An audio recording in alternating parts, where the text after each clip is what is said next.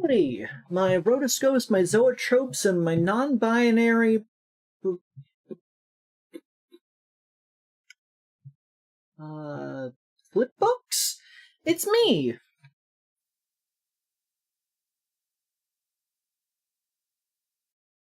Kreed. Get rid of that. I forgot to get rid of that. There it goes. It's gone now.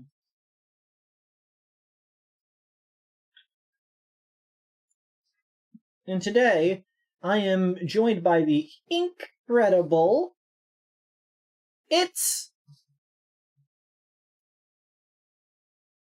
He's not here yet. I was hoping that he would have showed up in the time it took for me to do that. He's not here yet. See, because normally I stay mute and deaf until it's time so that audio doesn't come through on Discord. But not the case here, so it's just us. Oh, look, it's that one bit of art that shows Avery as someone who is about 100 times bigger than Godzilla. It was not 100 times. It was like 4 to 11 times, depending on which Godzilla you're measuring by. Hundreds of times would be several miles tall. Which is a lot.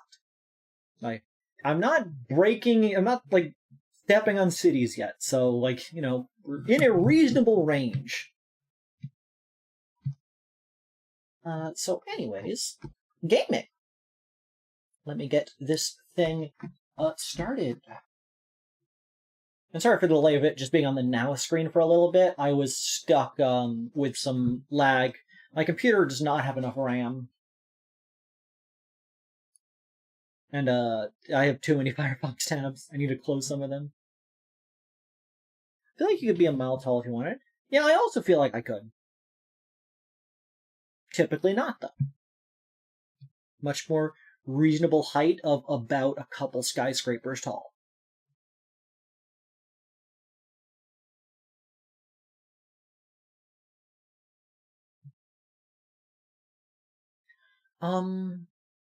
Let's see.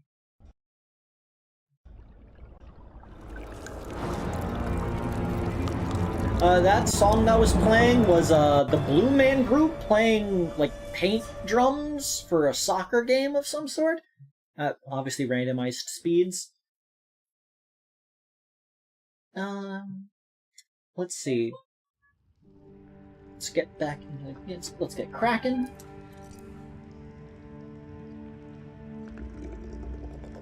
It's so unclear what we're looking at over here, like behind the water droplets.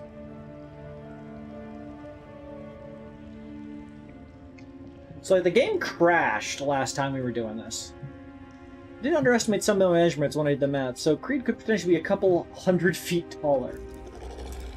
Oh yeah, were you the one who confused how many feet a kilometer is? Was that you? Like, I knew somebody thought, somebody I read recently, like, thought a kilometer was 1,000 feet, which is not the case. That's not how that works.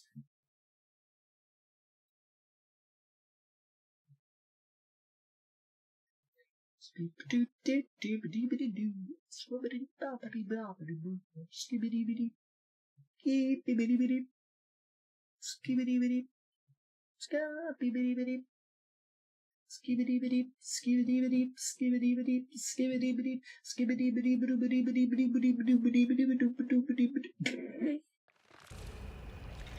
apologize for all of the things I was doing just then.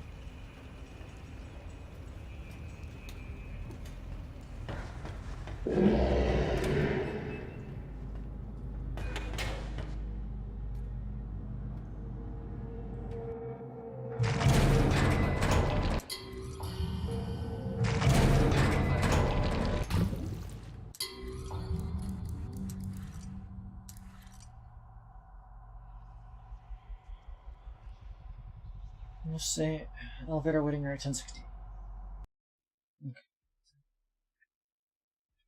Okay. We're just kind of going for it. We are a fake daughter of Joey Drew, who denies the fact that they're the fake daughter.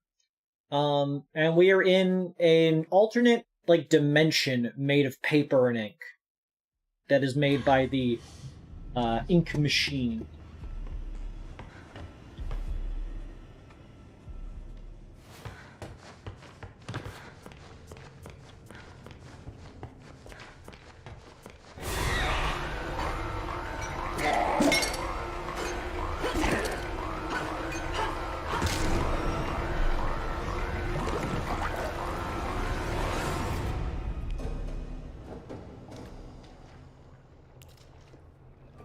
Yeah, that happened. Joey Drew is the Walt Disney equivalent. They are the person who runs the place. Or ran the place. It's Joey Drew Studios in the same way it's Walt Disney Studios.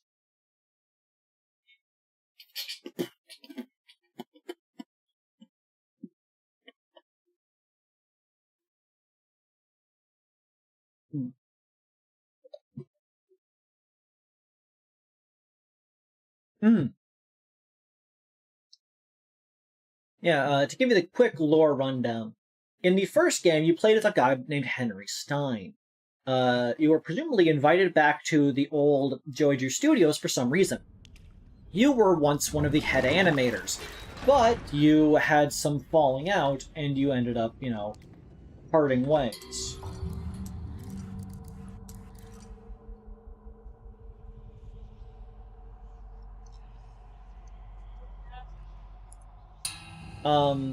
Like it was some issue with the the workplace and such, and after you left, things got just worse,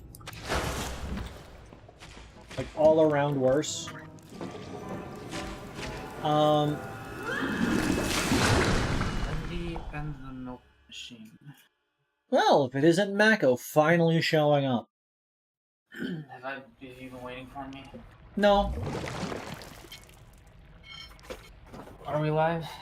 Yep. Good. That means people heard me say Bendy and the milk machine. Screen share. Oh yeah, I guess I should do that.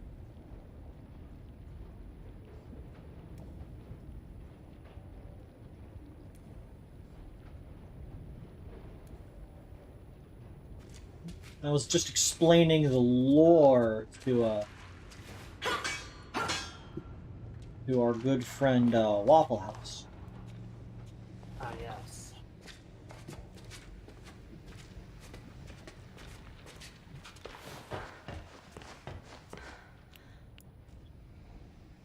This has been here this entire time?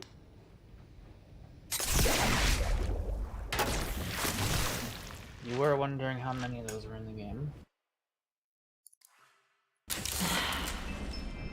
At least 3. I heard you say something, Mako, but didn't hear that. Oh.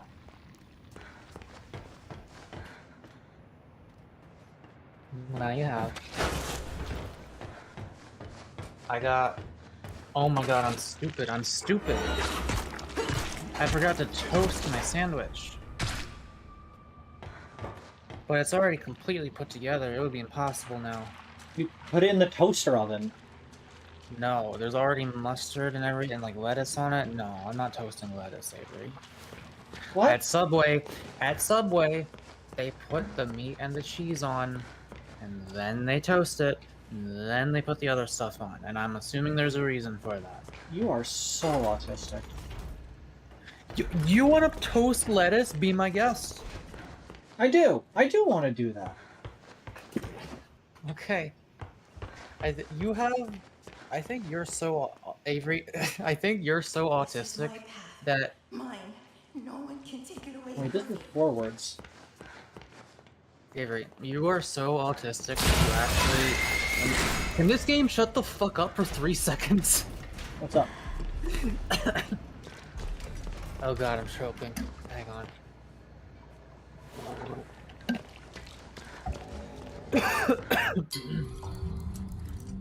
You are so autistic that you encountered a fucking integer overflow error or whatever it's called, where it wraps back around to be like infinity or almost whatever. Not infinity. What's that really big number? infinity. No, the overflow error when you go below 0 or something.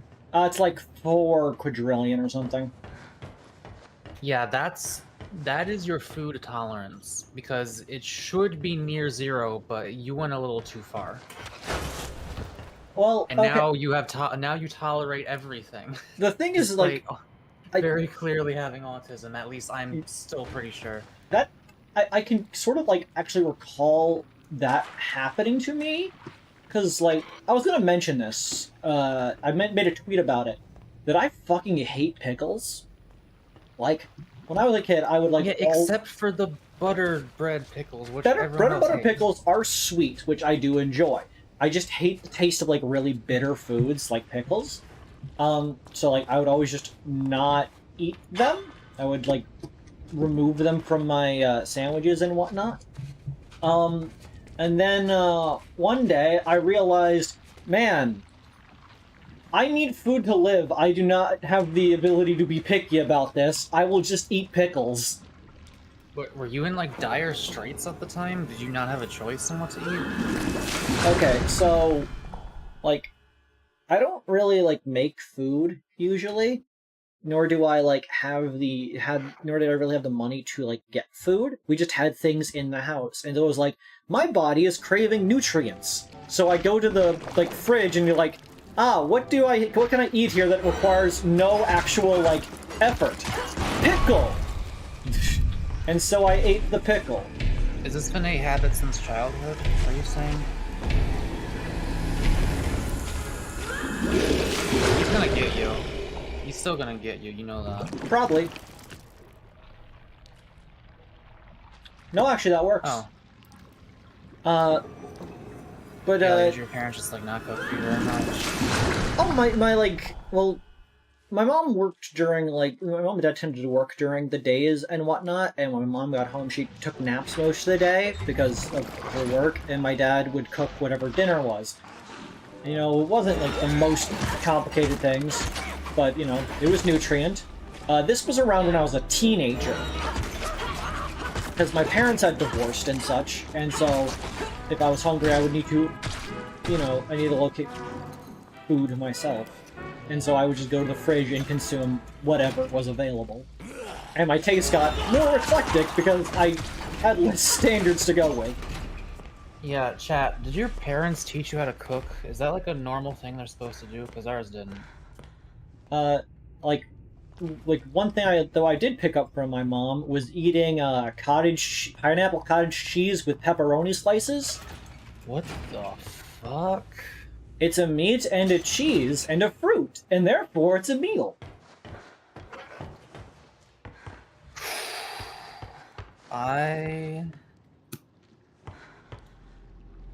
Wow. That's scary. That's scarier than this game. What do you mean? That's scary. It's just, no. I would not.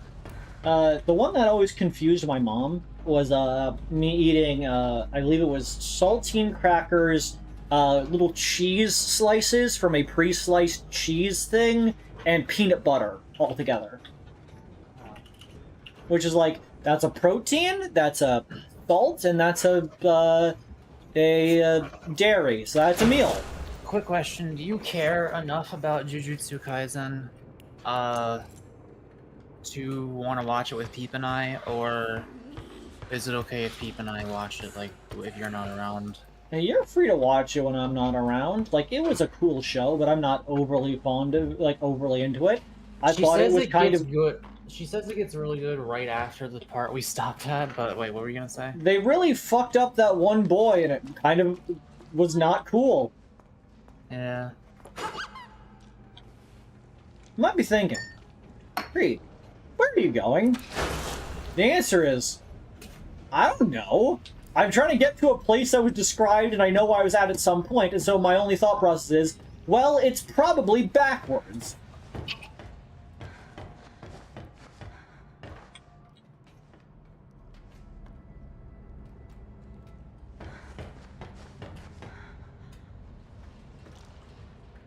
Well, I guess not.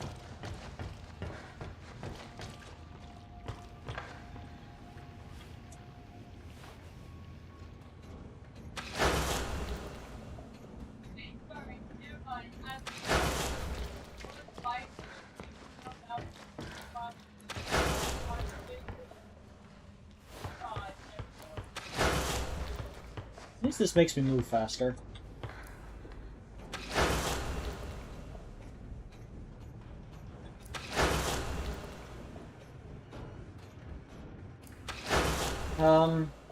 What else was an interesting eating habit of me as a kid? I would eat butter and mayonnaise out of the jar. Because again, as a kid, I would want to consume. And that was the thing that was easy to get because all I needed to do was put my finger into it. I was young and did not understand the concept of germs. And that I should probably not put my finger into, like, a communal food product.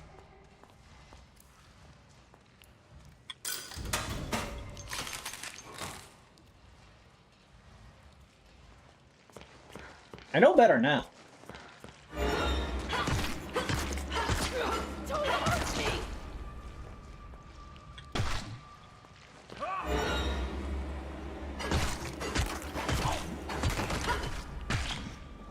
I mean, to be fair, that is how animals tend to do it, is just get the thing inside their mouth as easily and as simply as possible. That is the default until society teaches you to stop doing that. Wait, what? If family puts mayonnaise and mashed potatoes to make it taste better, I would vomit if I stepped into your house. Just the spiritual memory of that fucking sin occurring, I would not last 3 inches in that house. Mayonnaise and mashed potatoes. I can see where they're coming from. I'm not even looking in that direction that they're coming from. Like, I'm running away. like from I that guess direction. it adds a creaminess and technically protein, because it's an egg-based food, but like, I feel like there are better ways.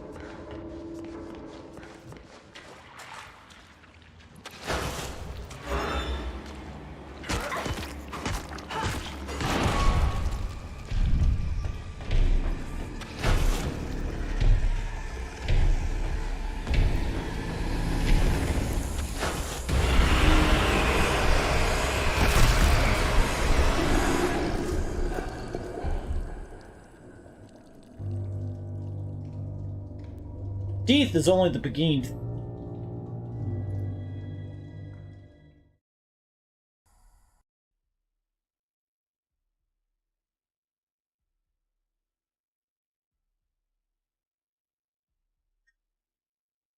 Keep forgetting I should be pressing load save and not load autosave, because if I'm loading autosave, it's going to bring me to a really stupid location.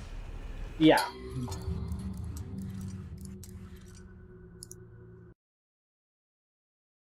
Yeah, I don't have any memory of the layout of this earlier part of the game. I'm trying to get to the Devil's Lounge, which I think is a place we've already been to because they mentioned it as a place we've already been to.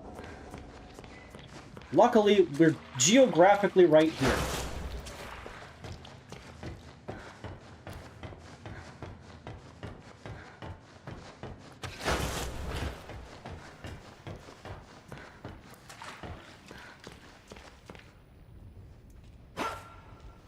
Got that.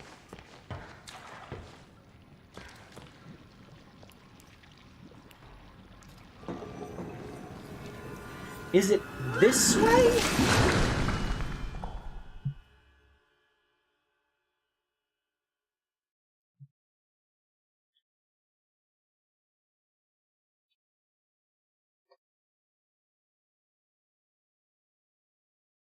You make mashed potatoes with milk. Yes. That is typically how you make a mashed potato, with a cream as a thickener. Well, the starch is a binding agent, so yeah, it'd be a thickener. Well, where does this linker go?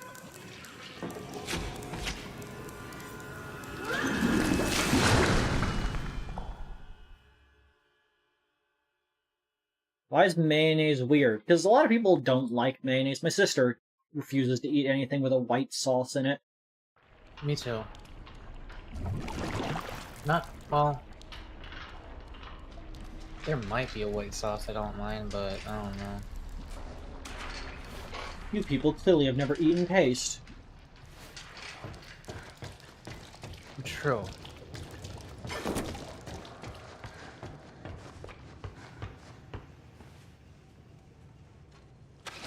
Oh yeah, if you guys are just tuning in, the plot of this game is they turned Bendy into a marketable plushie. To nerf him.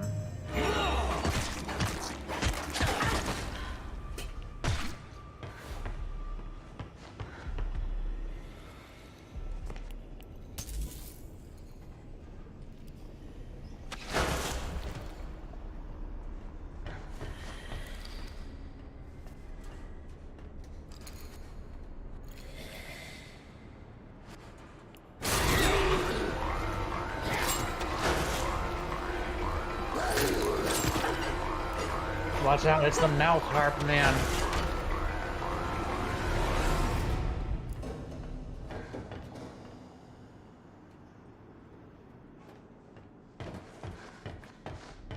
No, Waffle House, Bendy is more like, every 1,000 game ticks, there's like a small chance that a cutscene will happen. Not a cutscene. A vignette will appear around the screen, and you have to hide in the box, otherwise a guy who doesn't actually exist on the map will teleport behind you and game over you.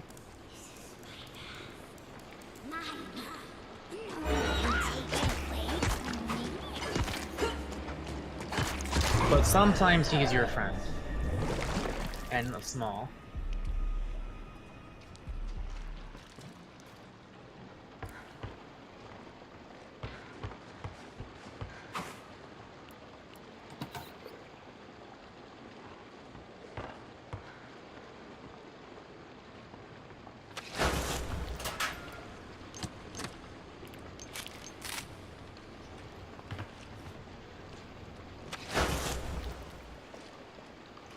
It said you just ate a slab of meat. We did.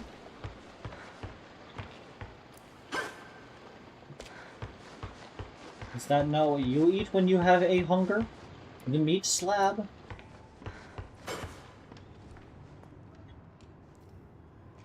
Don't cry for me. I want to die.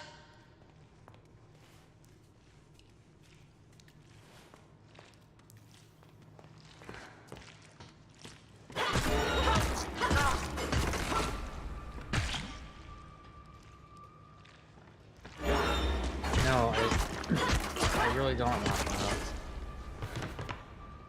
I don't know the Minecraft cave roller guy.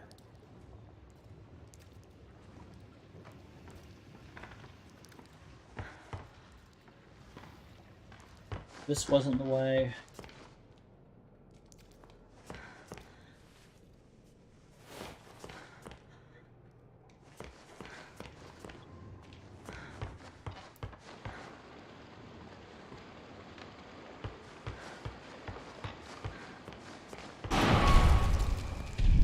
Oh, that one mod, that's right. Yeah, I know him.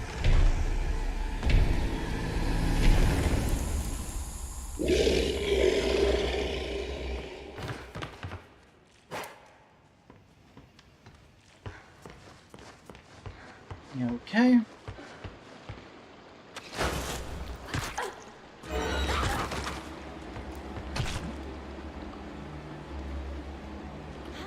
Why did they die in one swing?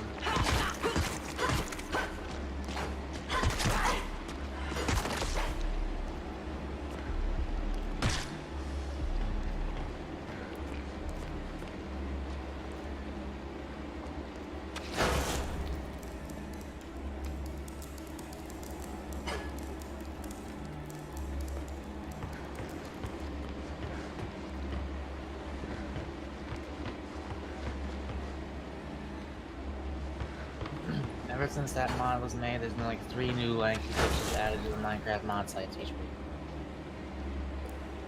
Yeah. Den Slunken man. What? That might be how you say Slender Man in German. There's at least a 40% chance that that is wrong.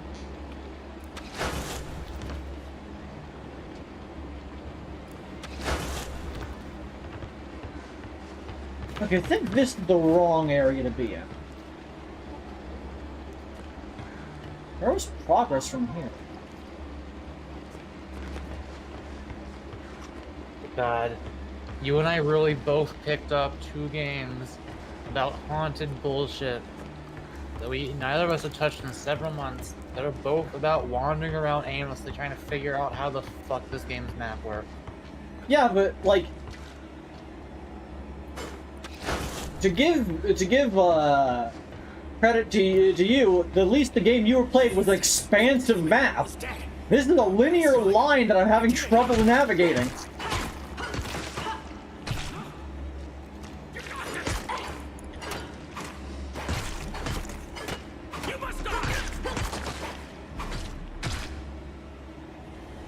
You must stop. Boobastank. Okay, it wasn't up the slot.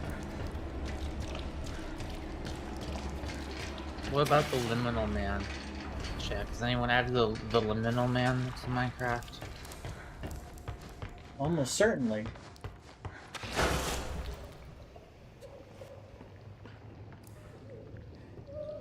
Oh no, that was the right way to go, because this is the fucking start of the game.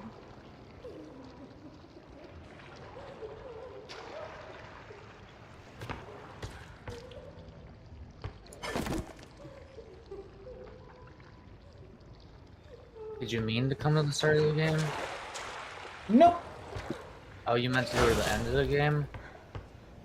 Nope, I'm trying to find a specific location between the start and end of the game. Now I know that as long as I'm walking in this direction, I'll be heading towards where I'm supposed to be.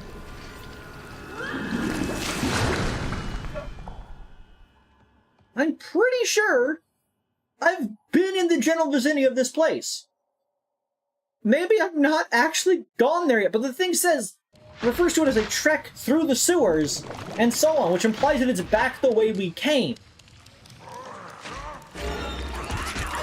The Liminal Man is an OC of Vinny Vine Sauce. I don't think he has described him at all, but he talks about him a lot. Whatever you imagine the Liminal Man is, it's that.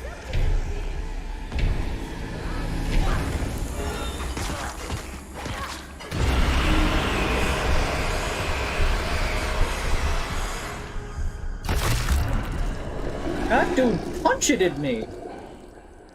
The fuck is the Liminal Man? Limanal.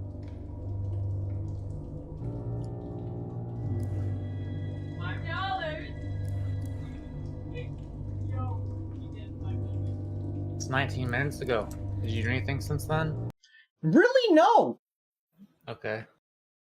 Like, I found a box that I hadn't found before that contained parts and whatnot, but I've not really been, like lacking in the pieces. And I know where it is if I ever need any, like... now that I know where that is, I can get back to it, but I don't need to go there. Am I going this way or this way? I'm going this way. Honestly, Liminal Man might just be the Hat Man. Because the Hat Man is a Liminal Man. He only appears to you in moments betwixt slumber and wake. Liminal. Right, Avery? You agree? Yeah, I suppose. Speaking of men, earlier today, I was coming off the highway, and I saw somebody riding on a lawnmower at like 6 p.m. in the dark to go to a package store. Which, for people who do not... like they were on the road turning into the package store? They were like riding along the side of the road, like they took the corner on this riding mower, and then they drove on down, and they pulled into the package store and parked into one of the parking spaces. Now, for people who aren't from where I live, like locationally, a package store is a store that sells alcohol. Huh? What? Why? Why what? Why is it called a package store? Oh, is it not a post office? No. That would be called a post office.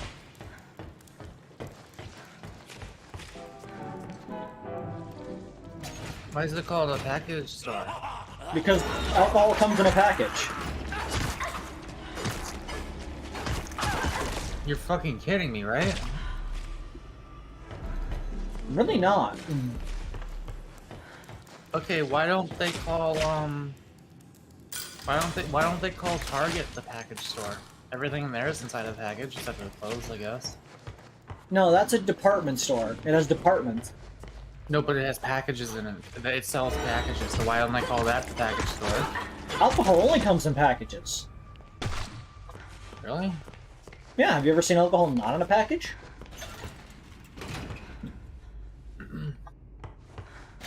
Now, when we say, are we defining a can or like a bottle as a package? I guess. So it does just sell bottles of alcohol. Like bottles and cans then. Yeah. And So packages. why the fuck is it called the package? Okay, are those... So does it sell packages of multiples of those only? No, you could also get... Wine is mostly sold in bottles. So it's not any more of a package store than any other store is. Yes. Why the fuck do they call it the package store? To differentiate it from the other stores that aren't package stores. But they are though.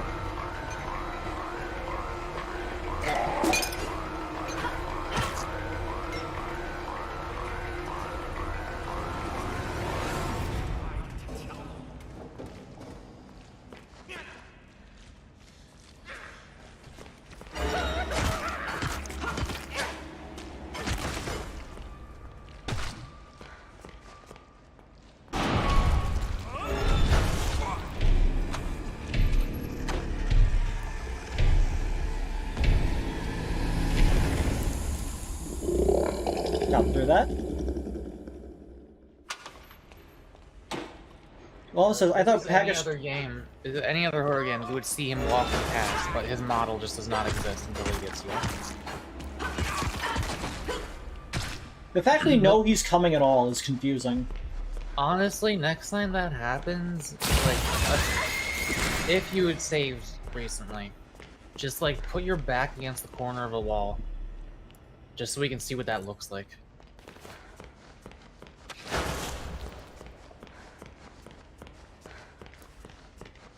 Okay. As long as you're not gonna lose progress.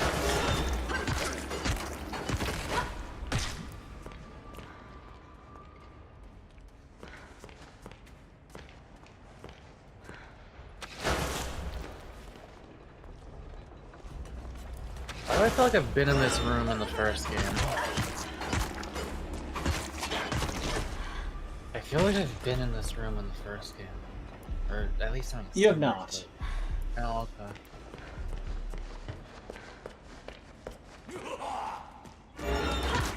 Ooh, aha. It's still such a weird fucking decision to have every enemy just be some ink fucker that can't kill you. What do you mean? Like the double layered respawn system, where if you die to any of these guys, it doesn't matter at all because you just respawn in an inkwell nearby. But then if Bendy gets you, you lose all the progress since your last save. And can you even manually save in this game? Yes. Oh, you can? Yeah, that's what I've been, like, doing. Oh, okay.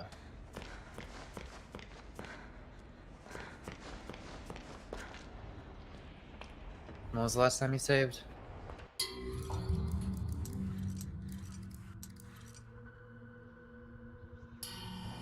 Just now. Yeah, if you see him come within the next couple of minutes,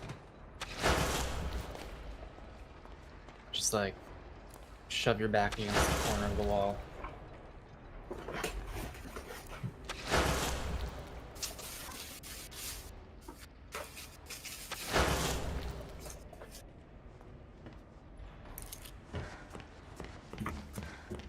I don't know why, but Greg from over the garden wall saying, "Where is that froggo mine?" Just popped in my head.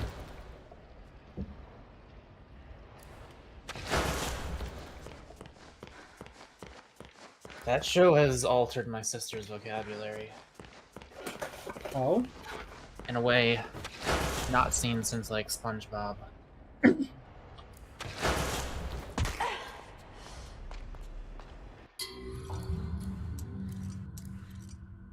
No. No, not that one.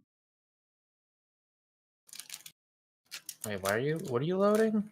I'm trying to load the last save so I don't take the damage I just took. Okay.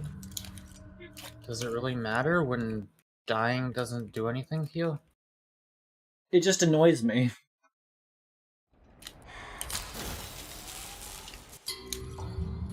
DM? Roll that.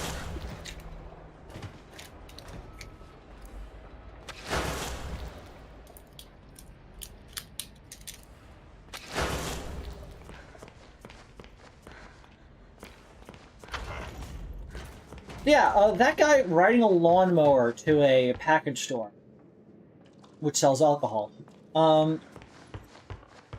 Like, I was just thinking, like, that guy thought of every step of that plan out, except for the reason why he had to come up with the plan in the first place. You know what I mean?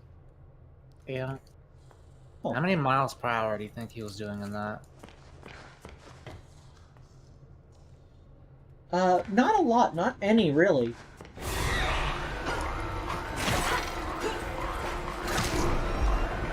Does this look like a spin-off to you?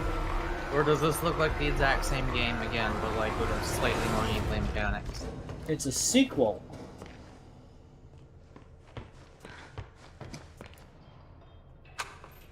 One second, I'm gonna look up where the Devil's Lounge is.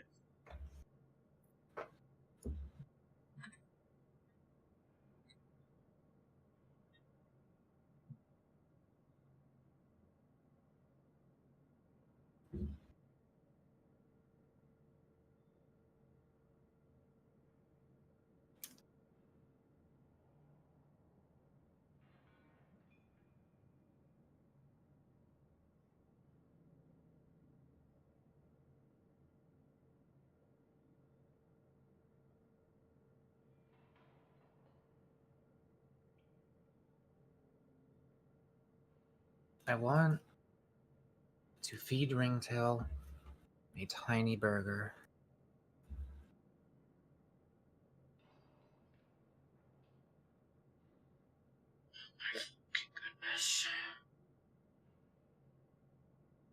Is this the one with William Afton as the villain? Yeah. I know that much.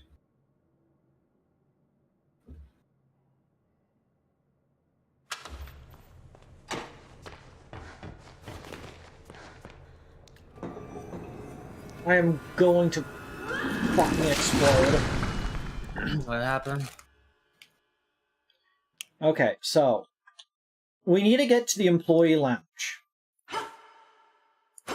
Wait, I can attack? I'm in a place that I can swing and attack? Yeah,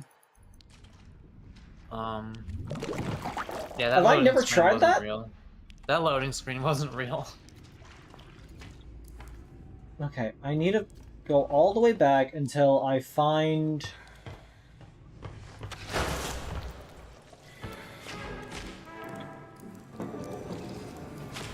Not this one. I want to go back. Not this one. I want to go through the other This is one. as real as any other loading screen. A loading screen's job is to just like put a blindfold over your eyes while everything loads in. Yeah, that's actually what the original purpose of a loading screen was. Like, As a kid, I always thought it was like, oh, you're taking time to travel to the new location. But no, like, it's just unloading all the assets around you and then loading new ones in. yeah, it could just let you see those things, but that feels like it would be more immersive breaking than to just do it when you're not looking. Yeah. Mac, that you're gonna insult me or something? No? Just wait and see. I've insulted your way of life with the mayonnaise potatoes, but that's it.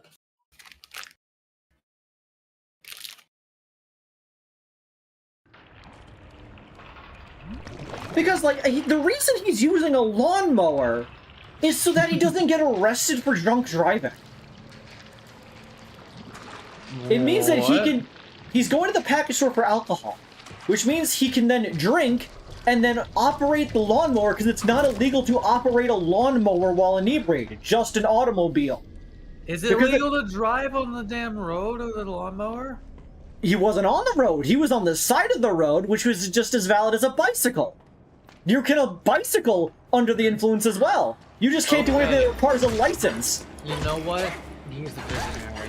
I take it all back. He fucking figured it out. But he didn't want to walk there, so he took a fucking lawnmower. This whole time I was like, okay, well, he's a visionary in terms of being a lazy fucking fat-ass American, but still a visionary nonetheless. He is the guy, he is one of the fucking scientists from WALL-E, okay? I'm just gonna assume this guy was overweight. Am I wrong? I could not see him because of the level of brightness out, but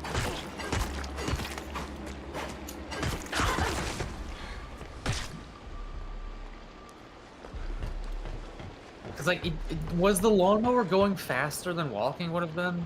yes. How much faster? Well, it's a lawnmower. It moves at a, like, solid click. No? Well, fucking lawnmower moves faster than, like, a walking speed. Isn't it supposed to take its time to make sure it doesn't, like, miss any blades of grass? It's not supposed to just, Oh, no, you could set a lawnmower to go really fast. Really? It is a motorized object. It will... Oh, yeah, for real, and how many miles per hour?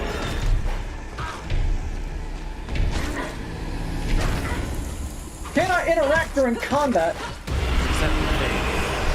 Yeah. You saw him appear out of thin air, right? Yes. Is mayonnaise sweet or sour? So mayonnaise is,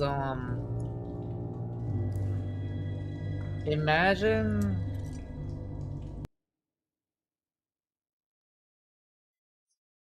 Mayonnaise is sweet. No. Yes.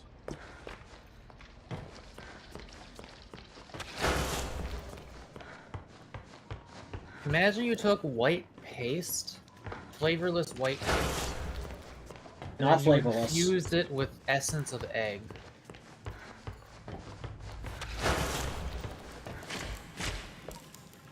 And you gave it a slightly off-white color.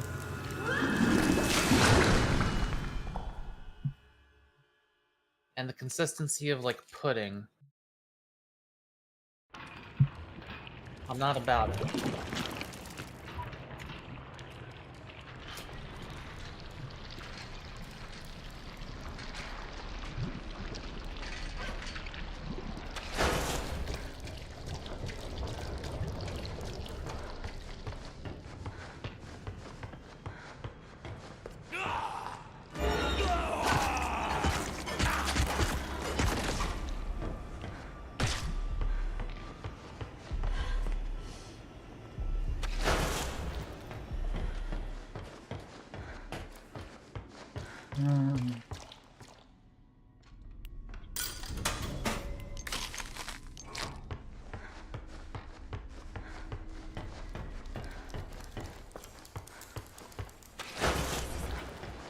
This is my path. Mine. No way. Nobody can take it away from me.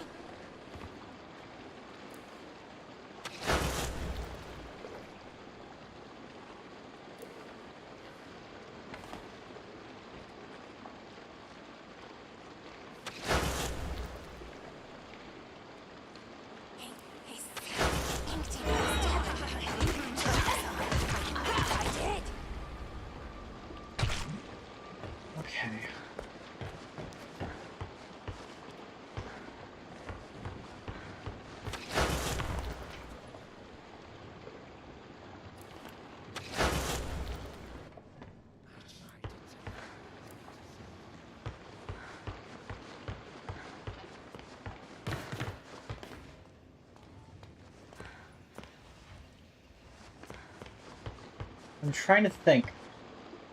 Because the only hint I was able to get was that it's where you first got the pipe. And I feel like that's around here, because this is when this is at least when we start getting enemies. I feel like Subway is underrated. Okay. No. Listen, Angus, let me explain a thing or two about working on a team. If you expect me to take care of your work while you take 5, you're crazy. They had to lock up the shelf room last night because you had already gone home early. It's your responsibility, not mine. I'll be the one to make the fall if you do that again. You lazy, good-for-nothing. Next time, I'll tell the manager to call you out. Understand? You're no co-worker. 251. Where'd you get that from, Echo? Oh, it's right there, too.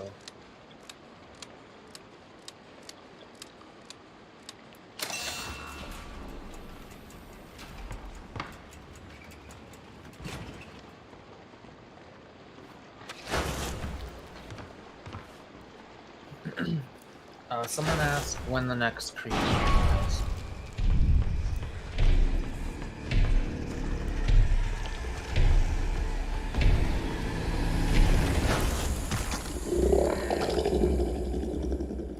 Got him.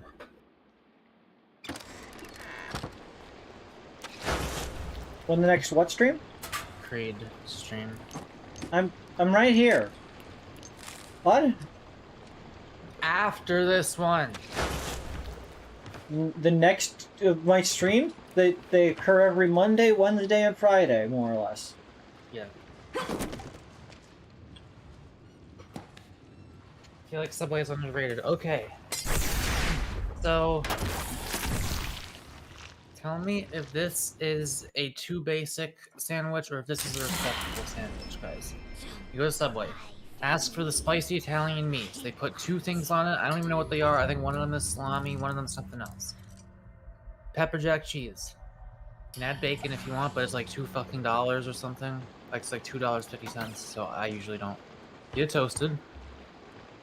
Then lettuce, jalapenos, just regular ass yellow mustard. Maybe the vinaigrette that they have if I'm feeling slightly zesty. Did I mention the jalapenos? I think I did. And that's like good as fucking hell.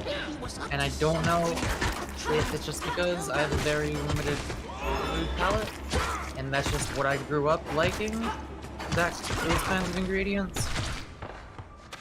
But I think it's really good. I've tried like their regular spicy Italian with all the stuff on it, and I was like, yeah, this is not quite as good, in my opinion.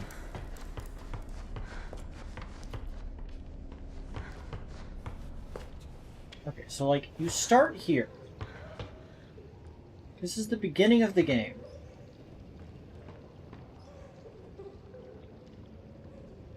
Why are we at the beginning of the game? I'm trying to remember when you get the pipe, because I'm pretty sure it's that first room, just in that box. There we go, this one.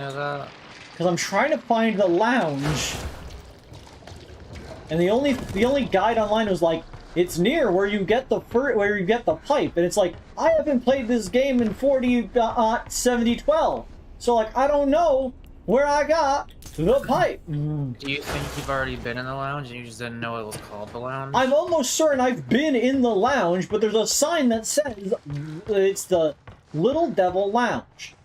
Tried to tell them that he was up to something. I tried to tell them.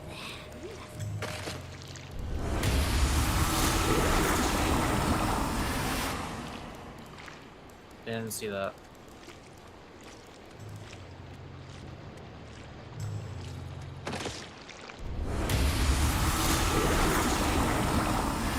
I hope that doing that makes it so they don't respawn. That'd be really cool. Because I'm not killing them, I'm not beating them to death, I'm banishing them. Which should be considered a different activity. Where the frick did I go from this place? Oh, through the well, no, not through there. Where the fuck did I go? Because like, you come from Heavenly here. stuff is to one direction. Heavenly toys. Maybe it's the opposite direction of that.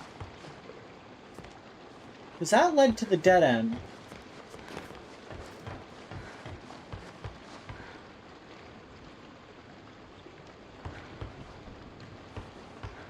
You do not like mustard or spicy food. Okay, never mind.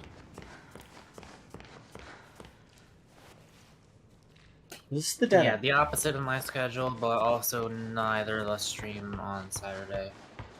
And I usually don't stream on Sunday, but sometimes I do.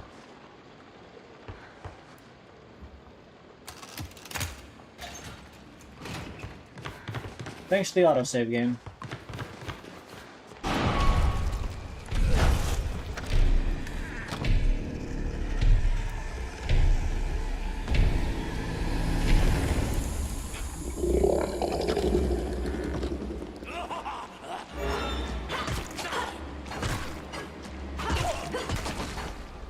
When your stepmother finds candy in a dumpster, she says it's safe to eat because it's still in the package.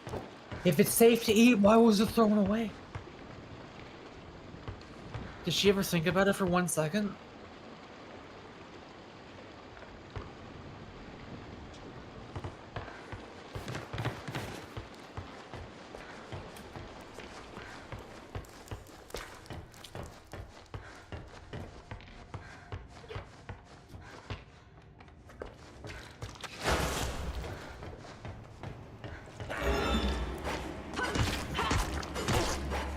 Aren't you going towards the start again? What are you doing? I'm heading to the Fluber Tuber. The hut now?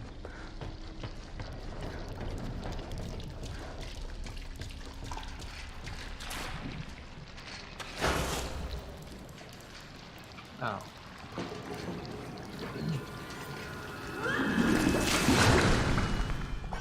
What the fuck is Blorbo? Blorbo. Oh, Blorbo is a Tumblr term. Mac, are you not a? Oh yeah, you're a millennial, What? not a Zoomer, so you don't really understand the newfangled terminology. It's a character. A Blorbo is your special little scrungly from a TV show. They're basically whichever one is your big favorite special. Oh, I thought there was a character named Blorbo.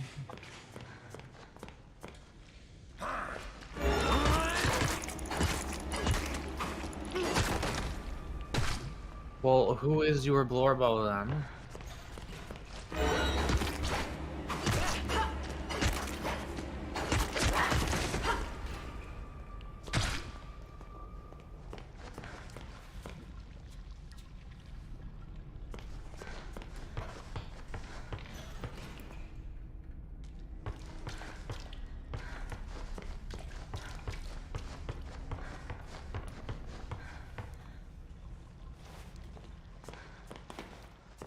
The same locker room Kreed spent like an hour in? I don't remember.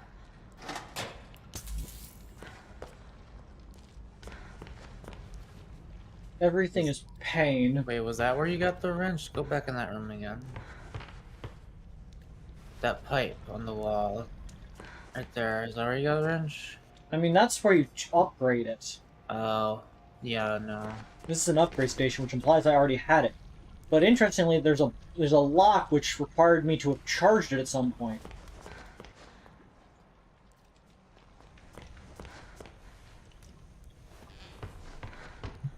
Yeah, check. I have no idea who any of those are, but maybe we can do this. I'm gonna be right back.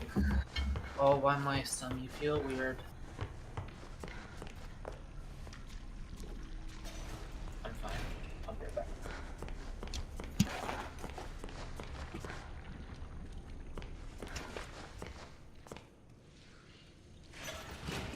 Since when do shadows move?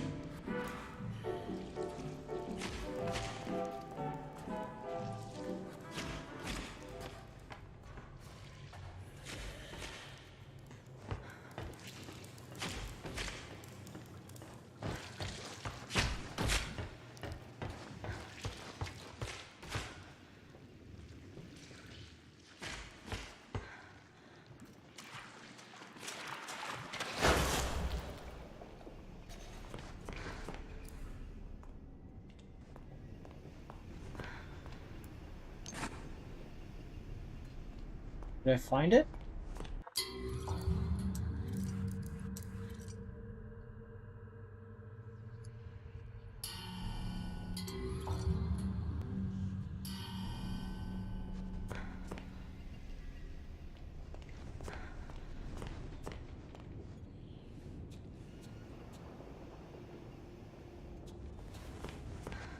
I think I recall it being around here.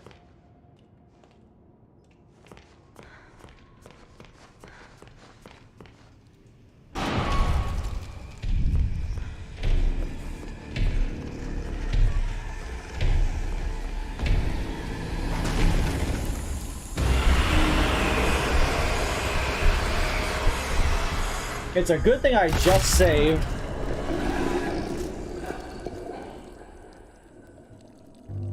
They added Gil Dead Guy and Oxob and Foxunk and Fulful and Yupia and Umbrella. Under my umbrella, Ella, A. Under my umbrella.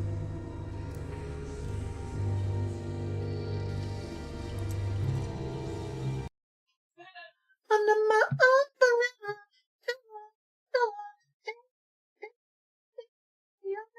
Umbrella.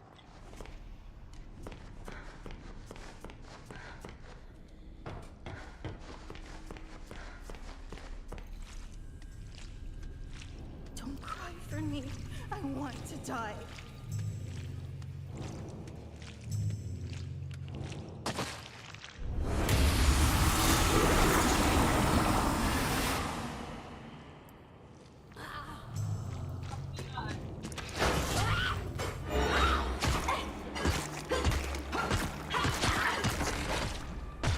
Women, am I right? Little Devil Lounge, baby!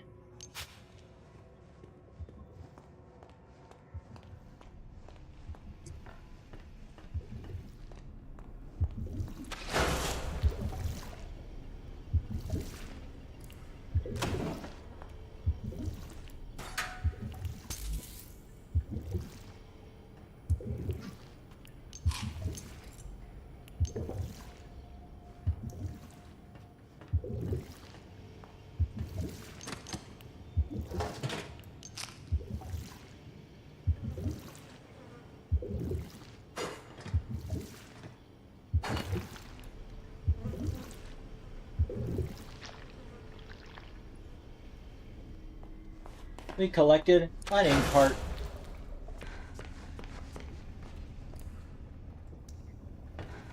Let's get the frickin' out of here.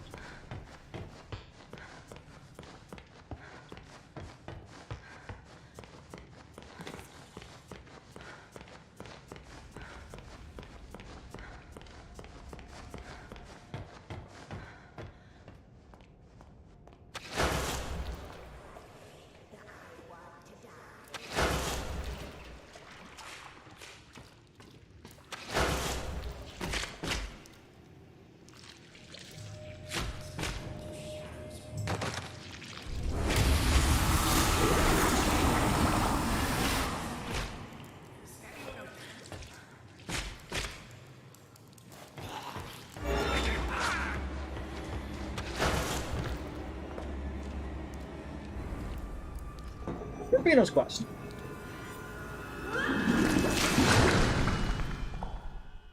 You want Subway? I also want Subway. Chat, buy me Subway.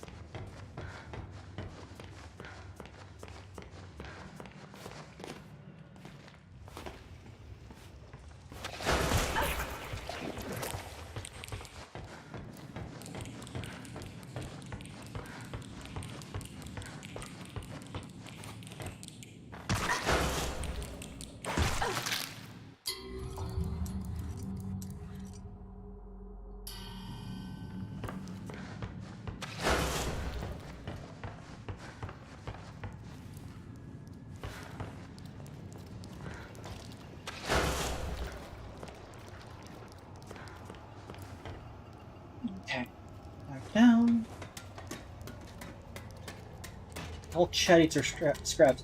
If we can't afford a pizza, how the fuck are we gonna afford Subway? You guys can join together and buy me a pizza.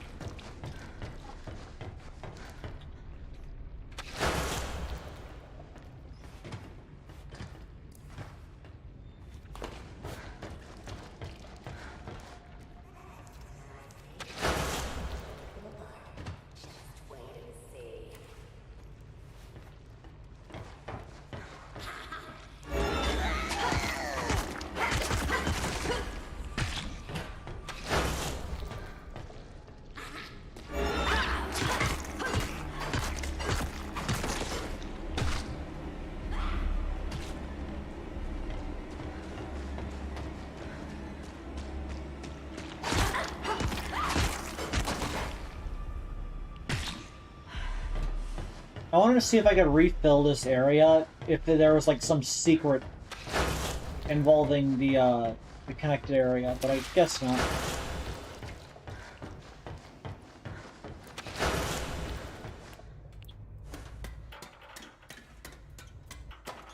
Just together Infinity Stones, but instead just the $5 for the $5 footlong. Chad, if you bought me the $5 footlong, I would give you the world.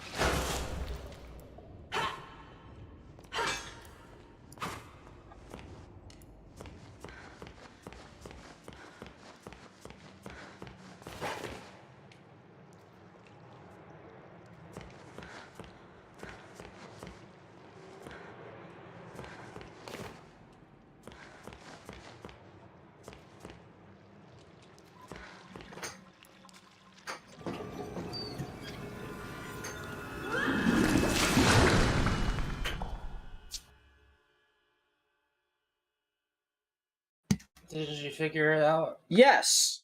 Did I miss anything? Me being stupid. Oh. I was like 2 feet away from it, like, multiple times. Oh. Did you just figure it out, or...? I've been on the way back. I figured out, like, shortly after you left, like a minute after you left. Oh yeah, this guy. Not the button I wanted to press. I keep pressing tab to open my inventory. I blame other video games.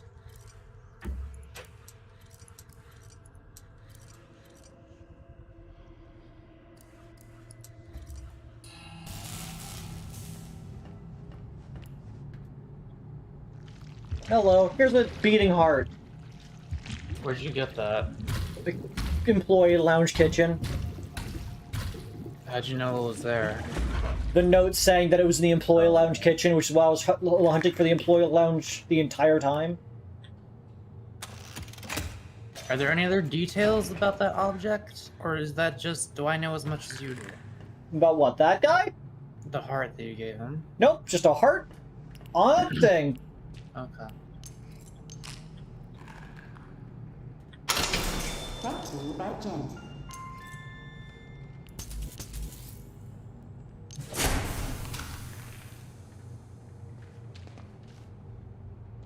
Well, that was worth it.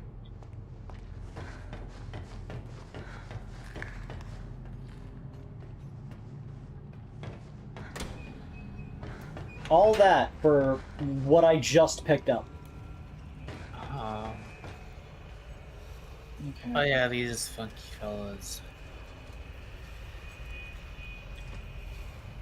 These people are truly the 8 funky digits on the back.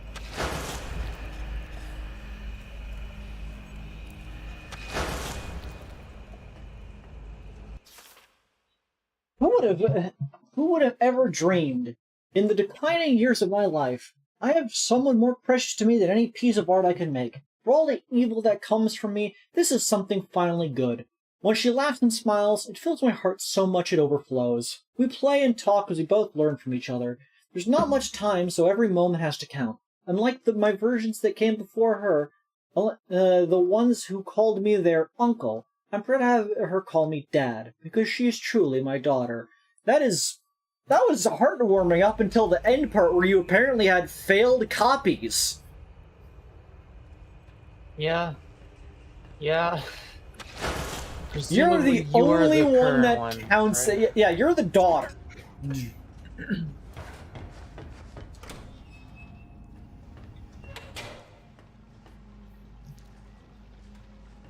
I guess I should charge this thing. Where's the closet of the forgotten nieces? I should have charged it while I was at the boss arena, because the free charge.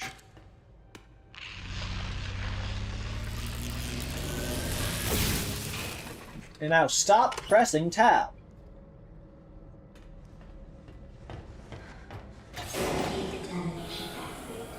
Really?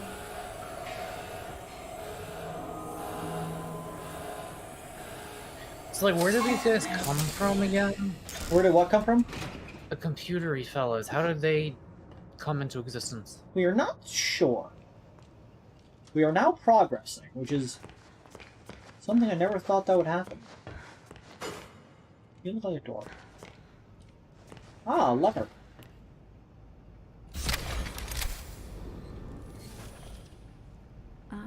Subject 414. There's apparently a recurring number in this game. Can you help Theories. me? You must be really lost to be asking me for help. Who the fuck is I'm this just edge looking man for OC? answers.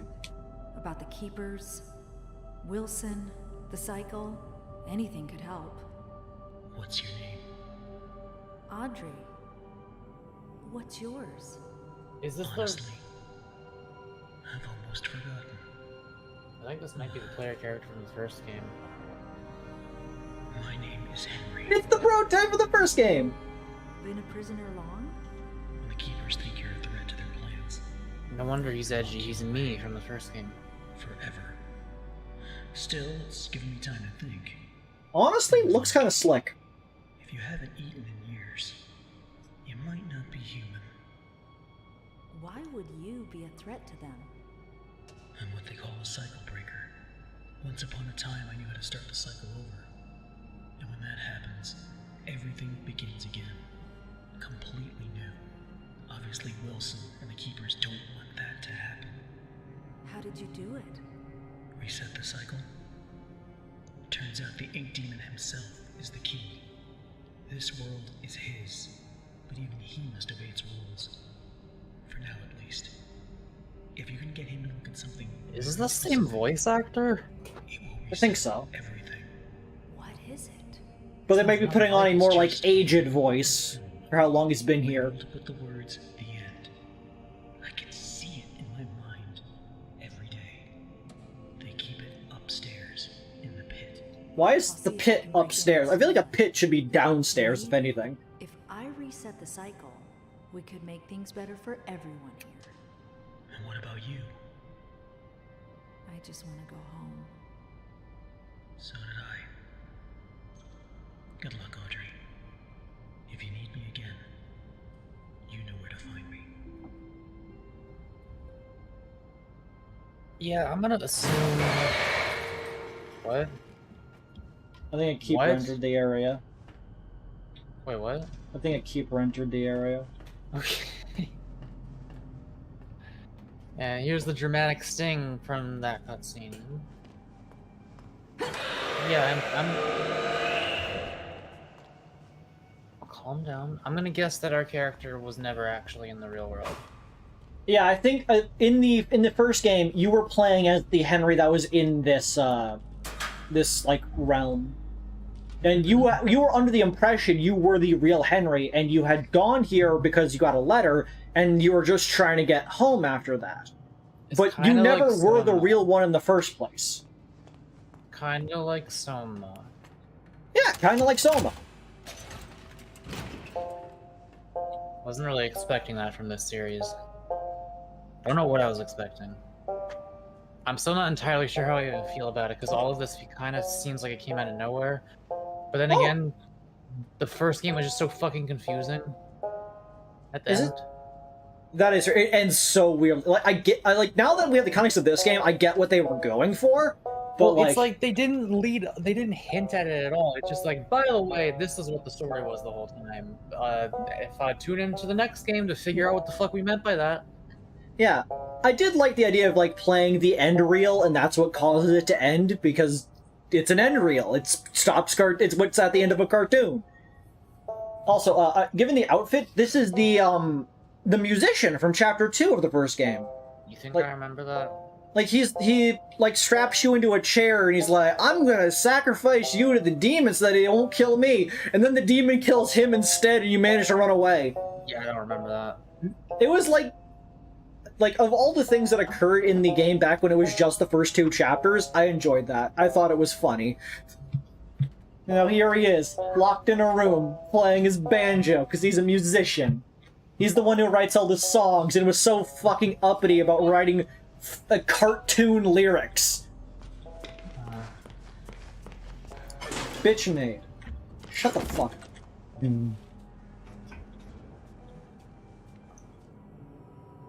Hello? What was your name? It looks like Walt Disney. It's not Walt Disney. Your name is... Is he alive, Shaq? Rufus.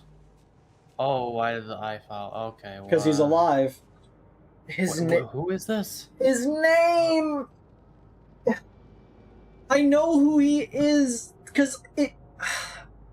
I'm trying to make the video game rap songs I listen to actually have a use to remember what this guy's name is. Is that why you know anything about the story in the fucking first game? Is that why you know anything about any of this? Vaguely about the... I remember the story because I watched the game, and I'm good at remembering, like, the story beats of something.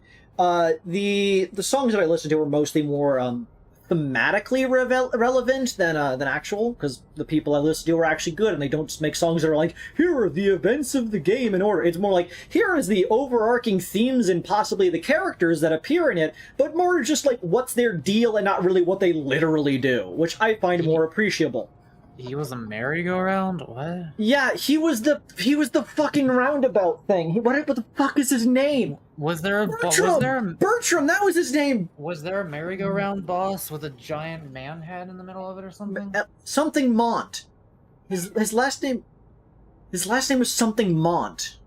I don't remember a giant man head in the first game. Yeah, there was a giant man head in the first game. Chapter 4, because remember, you got to like the theme park. Remember the theme park? No. There was like a theme park. Like there was a part where there was like you gotta get into a roller coaster, like not roller coaster, but like a little ride where you gotta see spooks and whatnot.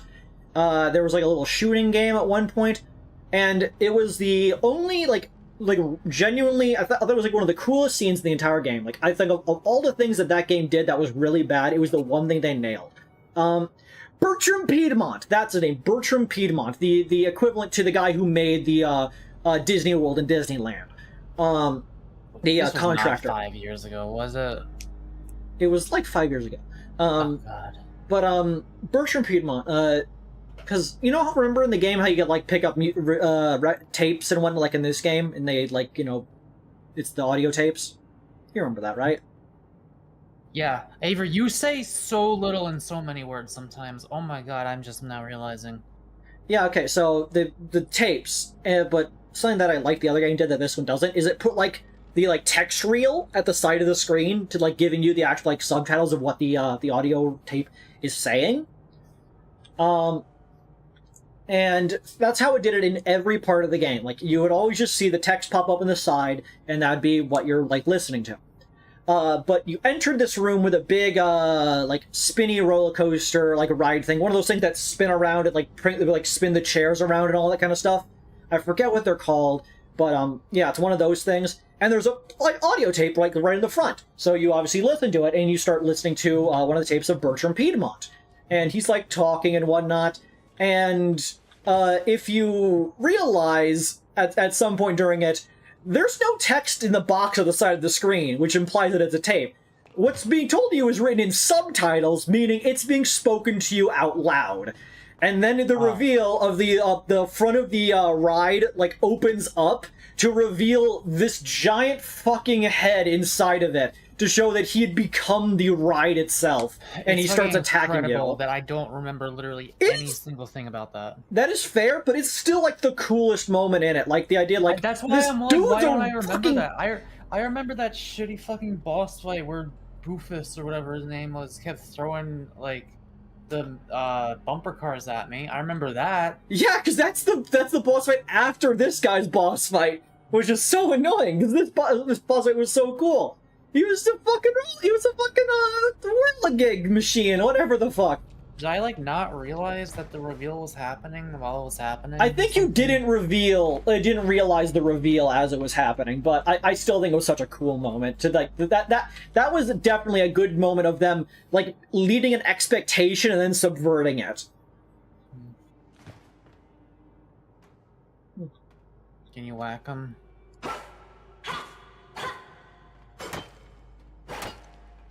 So Yeah. why did he become the merry-go-round? Well, like, everyone was becoming, like, the characters and whatnot. Like, the voice actors for Alice Angel were becoming the Alice Angels. Like, all the other characters were becoming things like the projector person became the projectionist. And Bertram Piedmont, the roller coaster guy, became one of the rides.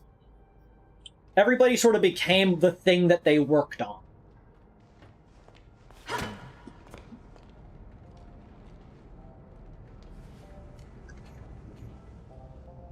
It's like a metaphor or something. This guy just... The musician guy just, I don't know, just became an ink guy in suspenders. Nothing really cool happened with him other than his weird fascinations.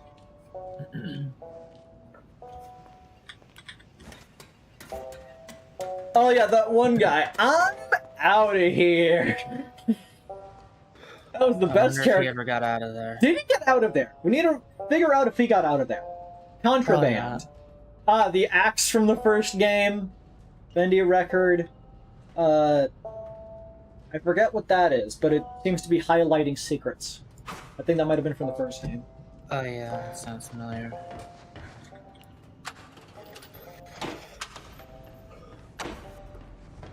He had an axe and a mask. Dirty lock.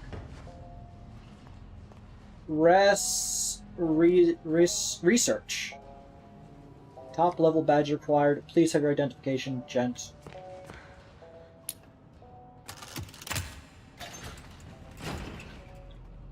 Section 928. Are you worthy to walk with angels? So that's one of the angel characters.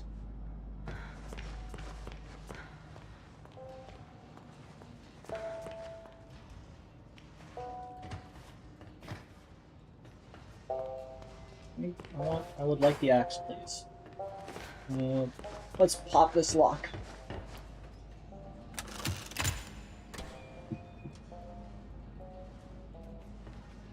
How did that open? Oh, is that door down there?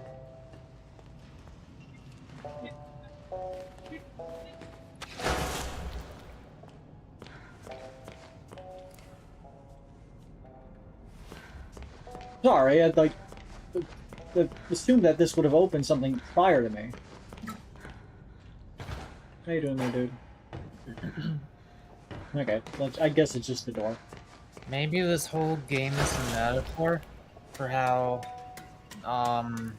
people with seemingly good intentions can turn into capitalist fucking overlords who work their employees so hard that they lose their ability to have any lives outside of their work. I think I nailed it, actually.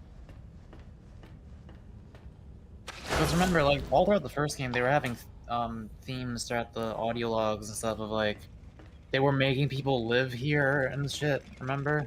I mean, yeah, well, a lot of that was based off and exaggerated from actual things Walt Disney tried to do. He tried to make a place where everybody lived and worked for him in, like, a small city.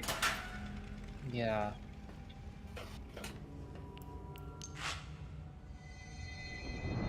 The milk! What's so special about this milk? What? Picked up a memory.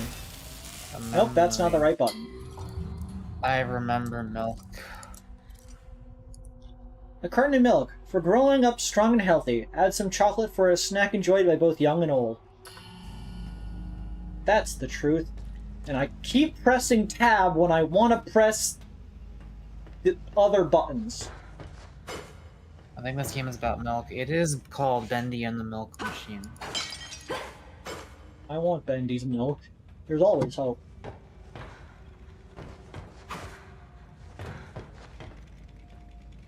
I like these devices that seem to do absolutely nothing but rotate. I want my if I had full control over the place that I live, I would fill my room with things that just move and like turn for no reason.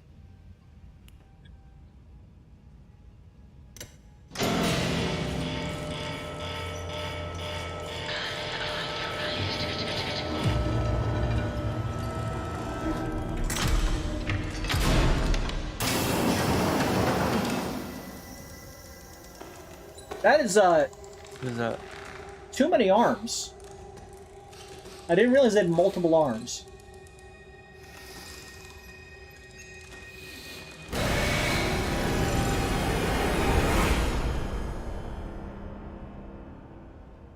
You really milked that one, didn't you? Get it? 'Cause the milk. Delicious milk. Hey, chat. Let me know if you like milk. Ah, the janitor. A savior comes at last. Wilson? Rest yourself, Audrey. You're still weak. The Keepers can be relentless to strangers. He is on our side. I But knew it. there's We knew nothing it. to fear as long as I'm with you. You're safe now.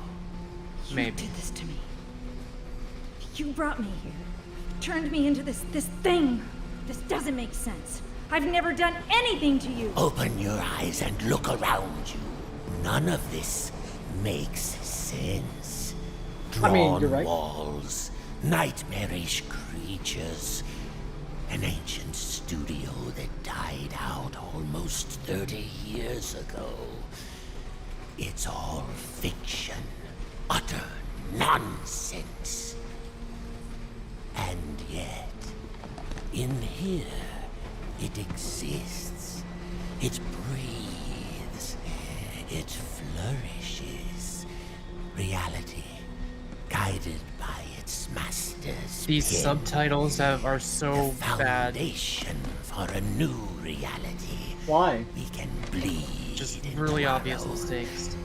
Just think of it. Anything we create in here, we can release out there.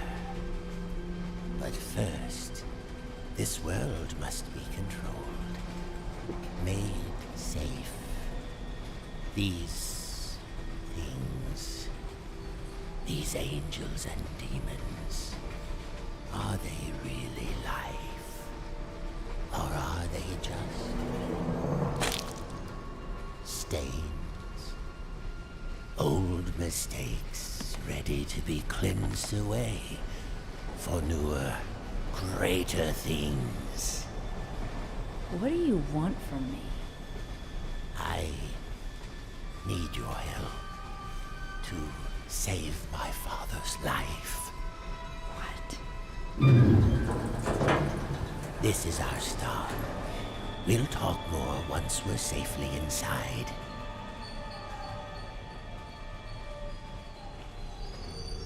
Chapter 5. The Dark Revival. Well, it's about time. Did we get to the film reel, or were we intercepted on our way to it? We didn't get the film reel. Okay. Henry got the film reel back in the game. Yeah, but he told us that they had it, In the pit, that's where we were heading, but then we got captured by the Keeper. That's all I was asking. Calm ride.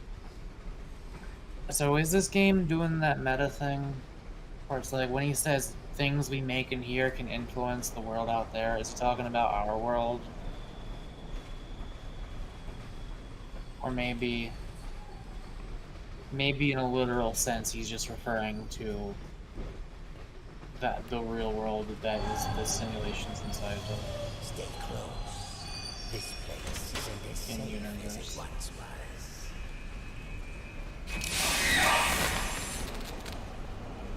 Signal towers are nearby. Abilities have been disabled.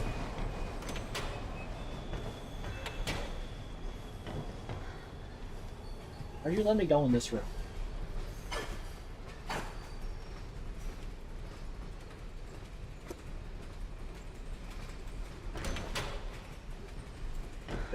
Don't just let me go in a room without a purpose.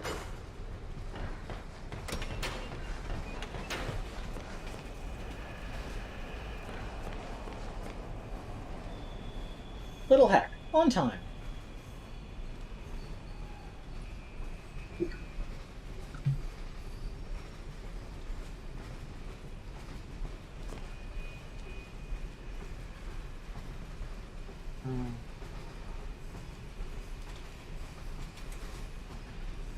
Because it's a game.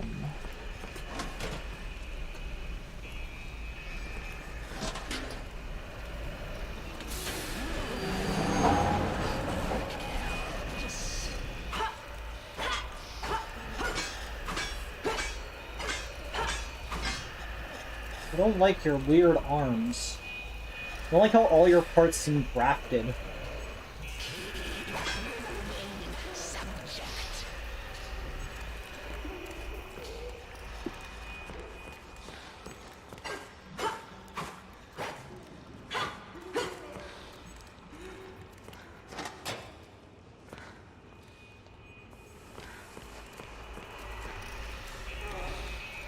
I think your stream's lagging. It says I'm green. Let me see here.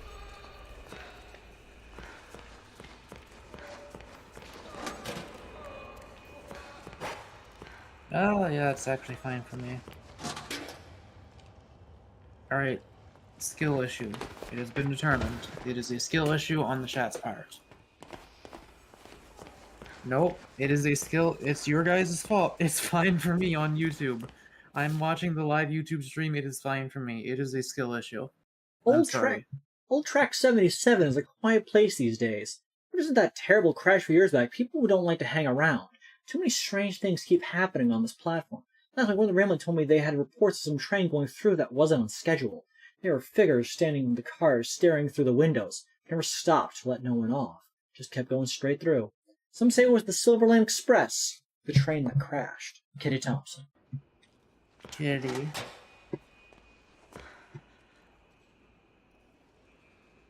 Real menus, Dinah Dean's, top shoe polish.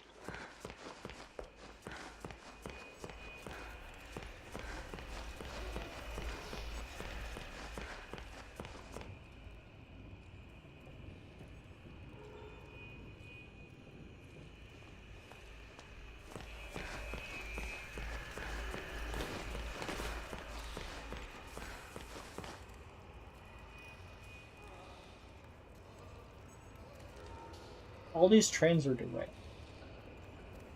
This is like the 4th time you looked at this sign, Avery.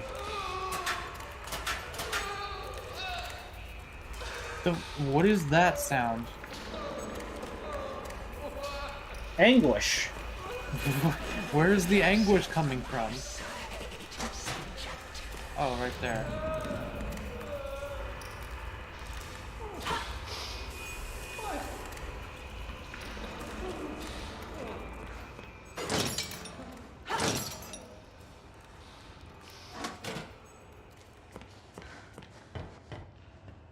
Hey, Mr. Wilson. The demon's evil continues to spread. This world has begun to shudder.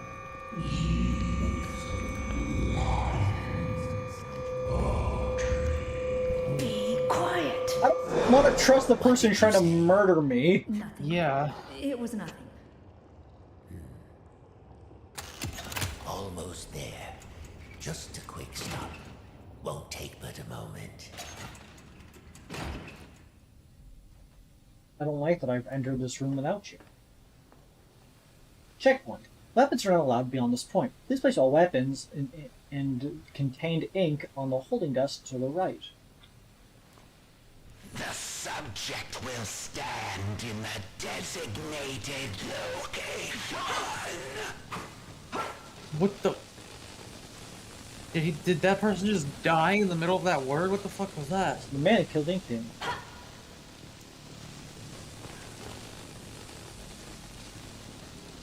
Tommy gun! Axe!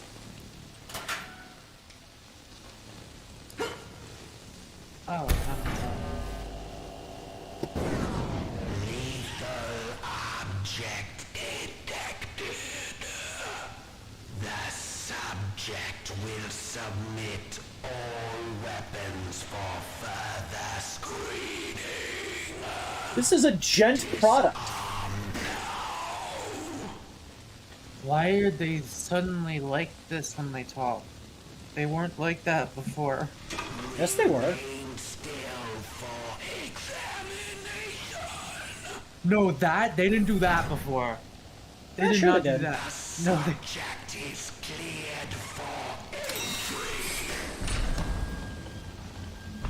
I hope I got the Tommy gun on my way back I out. think it's a different voice actor, and I think that person just went like way above and beyond. Welcome to the civilized world. Why did you give me my thing back just to take it away? The Ink Demon's powers so he cannot pass them. I wish I could say I invented them, but it seems our friends at the Gent Corporation had a demon problem of their own long ago. Who is Gent again? Made! Gent is the, like, Made. tech company. Whoa. You're wearing Gent a... is the what company? The tech company. They're the ones who make all, like, the machinery and whatnot. Oh. You're wearing a mask, which is bizarre to me. That fucking painting is so biblical. It's him fighting the Ink Demon. He's so cool. This janitor. I'm gonna dance in your fountain, you piece of shit! Power move. I can shit in your fountain. Alright. Introduce me to your maid. And now, my dear, if you'll excuse me, I have a lot to prepare. We'll talk later, I promise. Besides, you must be very tired. A quick rest will do you good. Betty will show you to your room. She's my housekeeper, among other things. You Don't say that. never actually killed the Ink Demon, did you? You didn't need to say that. No, he's too powerful to destroy. So we sealed him away, trapped him in a different form. One that was smaller, harmless. And more marketable. It was a fitting prison, although he seems to have found a way to free himself. But enough talk. We'll deal with that soon enough. There's some nice fresh blankets all laid out for you. You'll be dreaming in no time. Wait, Wilson? One more thing. If you needed my help, why didn't you just ask? Would you have believed me? Come along. Point on both Doggy. sides. This way now. So wait, one question real quick. Did the Bendy cartoon, is that the first thing that happened in real life? Or is the entire Bendy character design just the form that they trapped this primordial ink monster inside of? Like, which came first? I think the Bendy cartoon came first. Okay, and then this is just Joey like a drew... fucked up version of it all? Yeah, Came later? Joey made the cartoon first. And then when things went to shit, he got the ink machine constructed, which created the, like, monstrosity version. Somehow. I'm still so curious about the fucking physics of that. At last. It's so exciting finally having you with us. Now, to give you some bearings, we're currently standing in the south wing. I like this lady. Wilson's laboratory is downstairs. Look at her And little then walk cycle. there's the North Wing. This seems like an area. So what's the North Wing?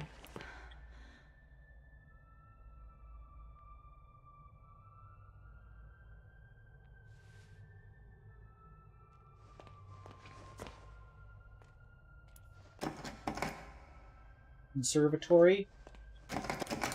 Yeah, I like the when Wilson was just like, "This is my housekeeper. I also have a sex with her." Just so you know. You didn't know. I'm very sexually active for someone my age. They say that, like, the sex drive that dies in women oftentimes after they go through menopause that just doesn't happen with men.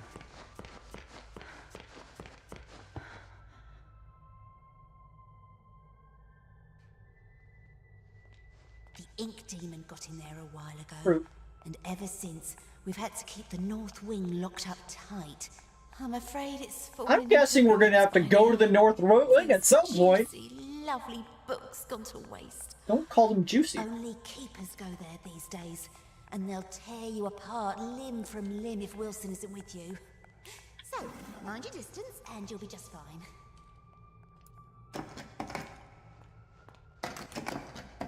Why did they not fuck with Wilson? God. I think Oh, I think Wilson's on like the same side as them, or at least they think that they are.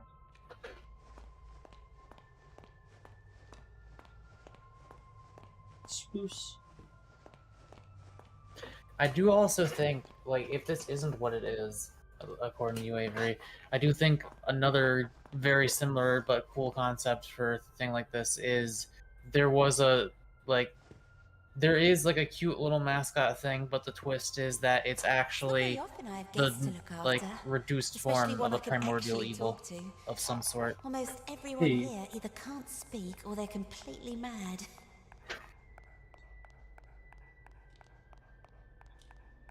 Can you explain your existence to me real quick? All right, here we are. Best room in the house. You should see where I sleep. Ugh. But this room, oh, just perfect. I saw to every detail. Bed is clean. The bathroom is on the left. Hey, do you sleep in a Sorry about hole? the stains. I did try my best to get them out.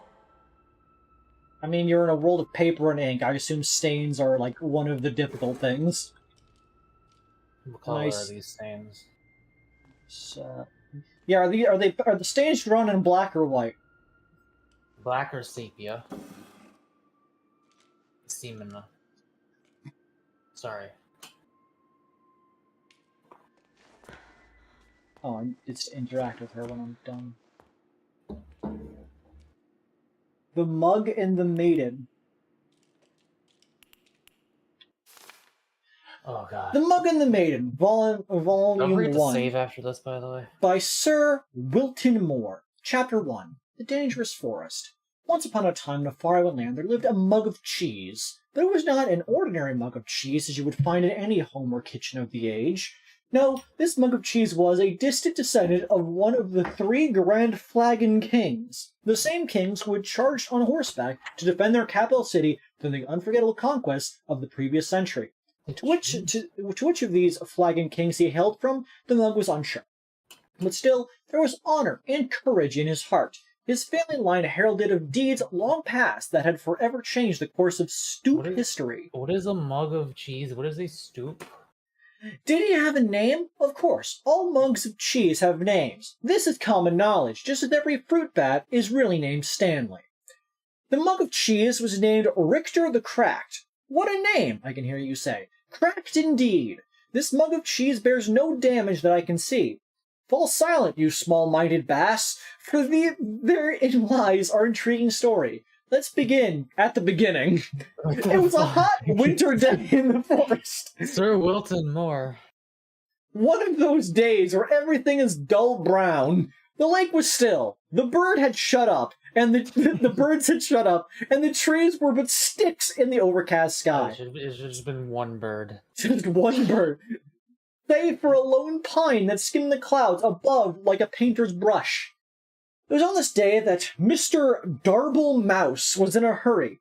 He had just been named as Vermin of the Year, double quotation marks, by the society brethren that lived under the old church, and it was customary for the honoree to bring fine port wine cheese to the ceremony. There were only hours to locate some of the precious cuisine. Fortunately, Mr. Darble Mouse knew exactly where to find it. The dark cellar below the governor's castle. But unfortunately, as he approached the loose plank of wood on the wall, he failed to realize that the heavy rains that had come down during the night had passed moisture into the plank, making it far heavier than usual. Thus, when he pushed the plank with all his might, it lifted just enough to push his body only halfway through, but his strength just could not contend with the weight of the plank, and his arms failed. The plank snapped back down, crushing him flat. Oh my god. Oh my god. After all, this story is not about Mr. Darble Mouse, or had you forgotten the mug of cheese already? I can see how you might connect the two. Mr. Darble Mouse was, in fact, after all, Is this House of Leaves? What the fuck is this looking game? for cheese, and we were talking about a mug of cheese just before. Sadly, I was to inform you that there is no relation between Richter the Cracked and the rodent who was now nothing more than smushed guts inside the wall. Except that there is, for it was the death of Mr. Darble Mouse that started all the trouble. You see, when things die, they tend to smell. And that's just what Mr. Darble Mouse did. But that's not all. His body, pinned between the outside and inside of the wood wall, had made a perfect passage for the hot winter wind. The wind therefore carried the stench of the decaying mouse carcass deeper into the governor's home, like a snaking, twisting wisp of terror. The smell settled into a little tavern near the courtyard of the castle. Here, soldiers would spend many long hours when there was no bloodlust to soothe with battle. Strong ales and red meats filled the menu from back to front at the rustic medieval greasy spoon. Mostly, the customers came to look upon the barmaid, Maxine, who was actually named Rita. Rita was, by far, the best-looking creature in all the governor's county. There was a beautiful deer woman just over the hill, but no one knew that. By day, Rita scrubbed her tavern so clean you could eat off of it, which was fortunate as it was a place you indeed would be eating, since it was a tavern. I'll be honest, I love the writing of this book more than most of the writing in the game so far. This is something. This is nailing how I would write something, I think. But by night, she served her customers with charm, grace, but mostly with drinks. Did I mention that Rita was married? Well, I'm mentioning it now. Rita was married. Her husband's name was James. He didn't do much until he died. The smell of Mr. Darble Mouse knocked him flat, and that, my friends, was that. Oh dear, the story's barely begun and we've already killed 2 major characters. Needless to say, Rita was deeply distressed with the whole thing. But 20 or so minutes later, she realized she could mourn forever and went to buy some cheese. She couldn't mourn forever, so she went to buy some cheese. Ah, yes, don't worry, dear reader. This time the mention of cheese will probably guide us to the meeting of our local hero of the tale. Also, this is a good time to start a new chapter. Chapter 2, a new chapter. Rita entered the cheese shop with her guns blazing. I'm speaking metaphorically, of course, by which I mean she entered the cheese shop quite determined to buy some cheese. This was because, just the night before, as her husband, James, was taking note of the weird smell in the room and had invented a delicious new concoction, a cheddar cider, it was sure to be a hit with her patrons. I think this was written with like a very short time limit. I think that might be what happened here.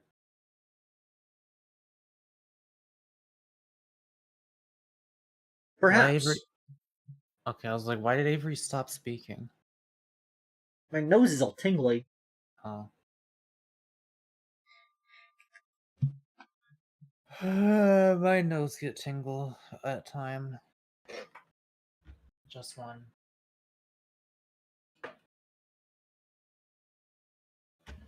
I got some Jolly Ranchers here.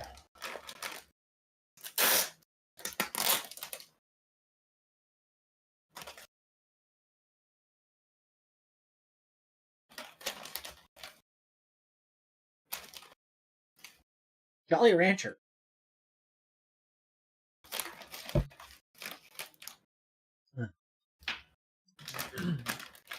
Hey chat, how loud is this?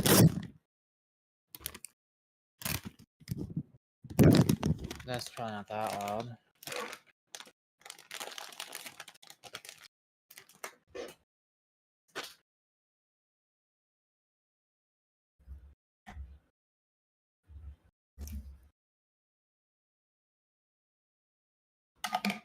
Are you okay? Yeah, just having a little anxiety attack.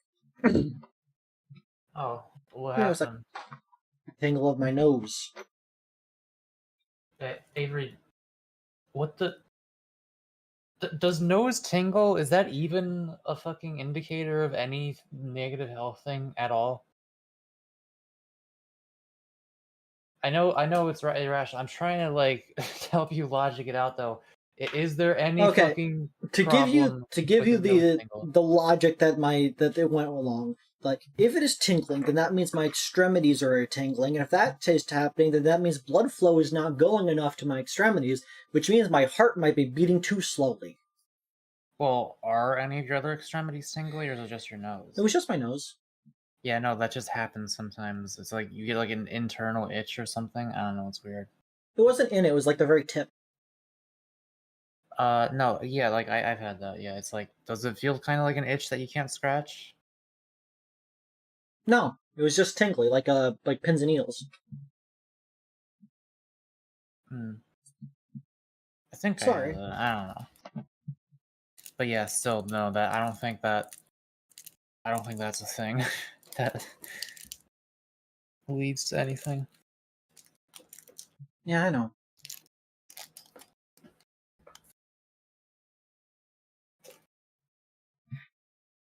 Immerse yourself in chapter 2, a new chapter.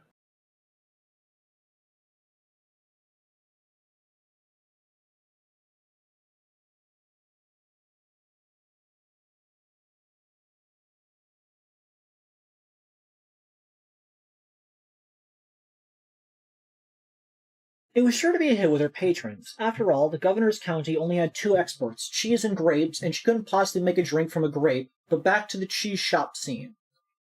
Rita knocked on the counter loudly with her fist, causing the nearby cat to do absolutely nothing, as cats do.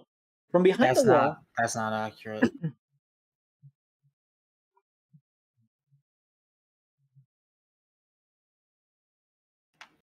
Don't tell me I brought it all to a standstill again. No, it's fine. Give me a second, just hold. Okay.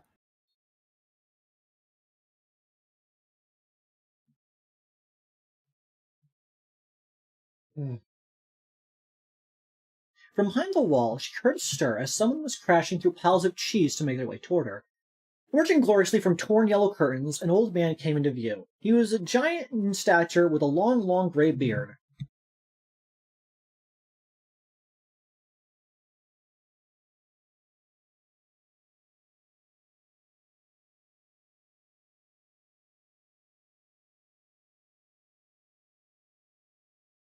Are you good, my friend?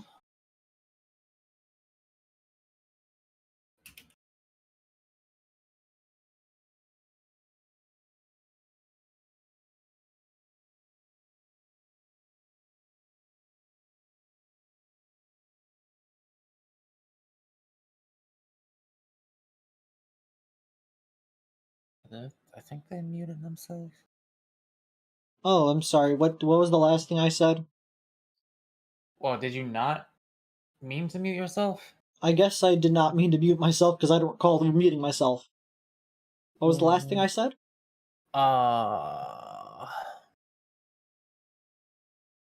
Did I read more of the story yet? Shortly after the cat doing nothing part. Okay. Yeah, I'm just anxious. Old man came into view. Is it still just the nose tinglies? No, I just worried that I'm not feeling well and that I'm, I'm always worried about, like, heart things, but I should be fine. Talk to your doctor if you are worried about this kind of thing in the future. I've had a million EKGs and they all tell me I'm fine, so I shouldn't need to worry about anything. I mean, if you want your doctor to explain in more detail why you shouldn't need to worry, you can always just try to have that conversation. That's fair. I'm sorry, everyone, for that. Hey, I've ended many a stream for my own mental health reasons. Yeah. I've been wondering if maybe Dunkin' Donuts caffeinated my drink when I specified decaf. They didn't put a label on my drink, so I can't tell. I will say, I've gotten a coffee at. No. I've gotten a coffee at like a food place like that twice, and both times they gave me the wrong type because I asked for it hot and they gave it to me cold. It was Dunkin' Donuts and then Panera Bread. Baristas can never get anything right, especially not names. That's the running joke. If you gave them a name, they would call you like Michael or something. Michael Rat. That's your name now. Michael Rat. Oh no. Birthday bash. Michael. Oh yeah, you're right. I still recall that the first time I ever heard that was on my birthday, and I had never seen the source of it before. So just having it say Michael to me with no video context, I was so confused I could not stop laughing because it's just why would you send somebody a birthday message that does not have their name correct? Was it for that one website, or I forget if there's a website, but I can't remember if it actually changes it to be the name you type in a TTS voice or not. I think it does. The one I'm thinking of. Maybe? I don't know. All I got was the audio, and I got the Michael, so I was just flabbergasted. Yeah, I showed you the rat movies. You did. You didn't know that was it was almost like a Neil Cicierega moment because you knew of the Michael birthday thing and you knew of Germa, but you did not know Germa made rat movie. You did not know what rat movie was. Yeah, the rat universe just slowly opened up to me.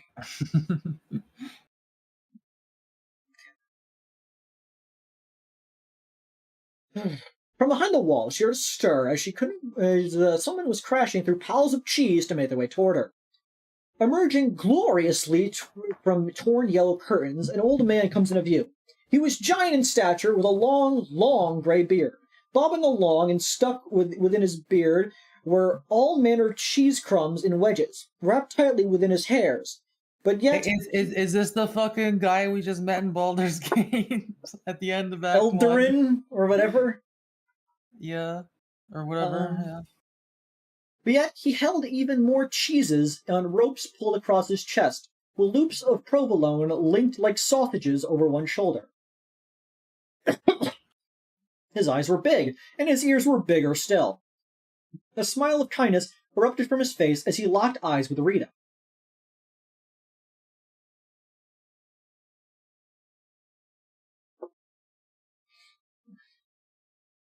My, the Kurds are kind to me this out. Hello and welcome, he bellowed. Rita bowed low and promptly began to cry. The shop owner looked at her, perplexed. What did I say wrong? The barmaid sniffled and snooted and finally answered, Forgive me, for my husband has just died, and I'm out of Swiss. That sucks. I'm going to pause now in the story to ask myself why Mr. Darblemouse went to the cellar in the governor's house for cheese if there was a cheese shop nearby.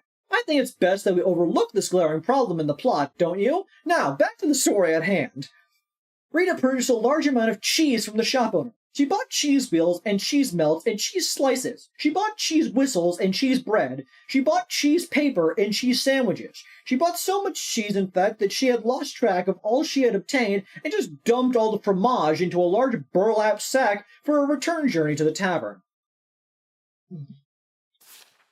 Is this AI generated? I hope so. There could be the twist that it is, but this does kind of feel like it was written by a human. It does feel like it was human. The human would make the jokes. Goodbye, Rita, the shop owner called as he waved for farewell. Goodbye, Daniel, she called back. His name was Murray, by the way. Yeah, that was a human. Overburdened by her treasures, Rita made her way home, following the main road to the castle. But, as it always happens, the road was now under repair. A man with a skinny mule was plowing up the dirt so that he could put down new cobblestone. 4 of his associates were standing by, watching him. The job would only take a few years to finish, but Rita was in a hurry, so she followed the detour sign that told her to take a different road to her left. Unfortunately, no one could read in the governor's county, so she went right instead. This mishap took her deep into the forest, where absolutely nothing of interest happened. Why did they give you this book right in the middle of the most important story reveal? Except something of interest did happen. As she trotted on through the forest, her sack of cheeses weighing her down, muttering complaints all the way, little did she know that danger lay just ahead. This danger was cunning and dangerous, and had one of those out-of-place eyebrow hairs that drives you nuts when you're talking to someone who has one. The danger what we call Bernard, the big ugly lizard man who wears a blue cloak. I think I have one of those eyebrow hairs on my right eyebrow. Just a Bernard, single one. I will rip off your eyebrows and solve your issues.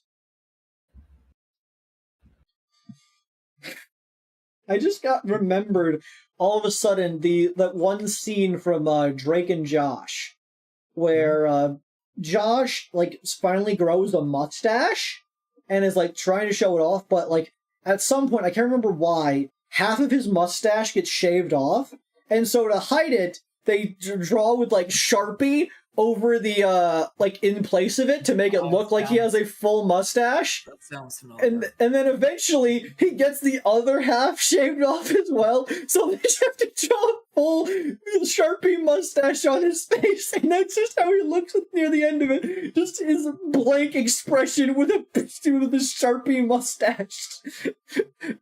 There, got that for you.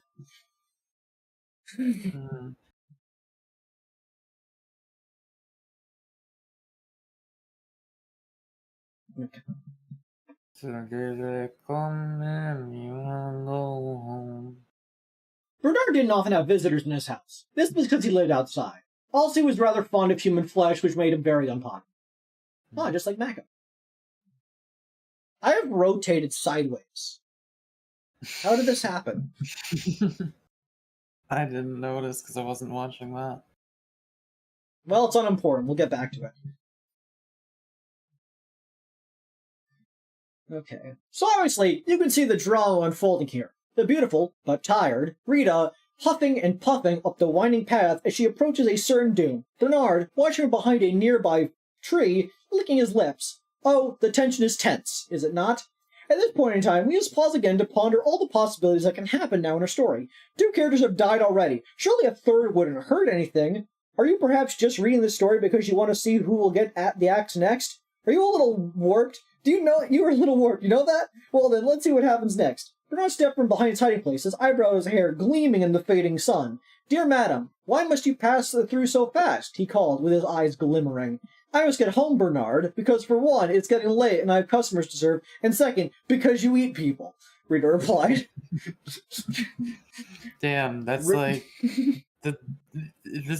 this is written I feel like this was written by a human trying to make it seem like it was AI generated, you know? Yeah! That's what it feels like. Poppycock, balderdash, codswallop. I won't hear these lies against my character, he detested, for I, Bernard, the big ugly lizard man who wears a blue cloak, have completely reformed myself. Okay, if this was in Japanese, that entire big ugly lizard man who wears a cloak would be in front of his name. It would be big ugly lizard man who wears a cloak, no Banado-san, or whatever. It would be pronounced Belnald-san. No, it would be Banado. Rita squinted suspiciously at him. You have? Bernard put a hand to his heart. I have. I no longer prowl or pounce. I won't attack or bounce. I will not kill or maim or tear. I won't crush or even bite you anywhere. I promise I won't devour any more. My gosh, maybe you've become Beronado. It might be Beronado, actually. I'm not sure. My gosh, it's always a tricky one with the vowel followed by the R sound. It's pronounced Vernado. My gosh, you've become a bore. If you aren't going to be the danger in the story, then I've come all this way with 100 pounds of cheese for nothing, Rita grumbled. Kid bitch carrying 100 pounds of cheese. She's buff. They said she's the most beautiful person in the county, so therefore she must be extremely muscular. She boosted her sack further up her shoulders and turned with an angry grunt, but Bernard waved after her in a panic. Wait, it's all a ruse. I intended to eat you, dear woman. I swear it, he cried. It's all a trick, you see. A new angle. It worked on some guy yesterday. Oh, please stay. Rita sighed, her strength just about gone from the long adventure she had taken since she left home that morning. She turned back to face Bernard. All right, she said. Your part of the story better lead to an unexpected turn of events. Oh, it will! Bernard clapped and waggled his clawed fingers to motion her to draw near. Just wait until the next chapter. Chapter 3. The next chapter. God. Why is this so small? All looked quite dire for Rita. Bernard had her within his grasp. Surely it would just be mere moments before his jaws collapsed upon her head. Oh, what a horrible end for Rita. Needless to say, I'm worried for her. But, as luck would have it, miles and miles away, 20 years earlier, something amazing happened. 2 mugs of cheese, a Gouda and a mozzarella, welcomed their first son into the world. I don't think I need to tell you his name. It was Dave. No one liked Dave. After that, the second son came, Richter the Cracked, just called Richter at that time. Richter spent his early life stealing cowbells and putting them on skunks. This way, people always knew when danger was nearby. Needless to say, Richter was one smart mug of cheese. But all could not remain perfect forever, and suddenly, the Great Skunk Famine began. Richter found his role in array, and he sought a new purpose. Fortunately, there was an opening in the governor's county for an adventurer at the time, and since he was a descendant of the 3 grand Phlegon kings, he was boosted to the head of the line. Because as we are all quite aware, even in olden times, it's not what you know, it's who you know. Thus the adventures of Richter began. He braved deep dungeons. He slayed the great beasts. He climbed the highest mountain peaks. He sailed around the world despite the fact that he didn't own a boat.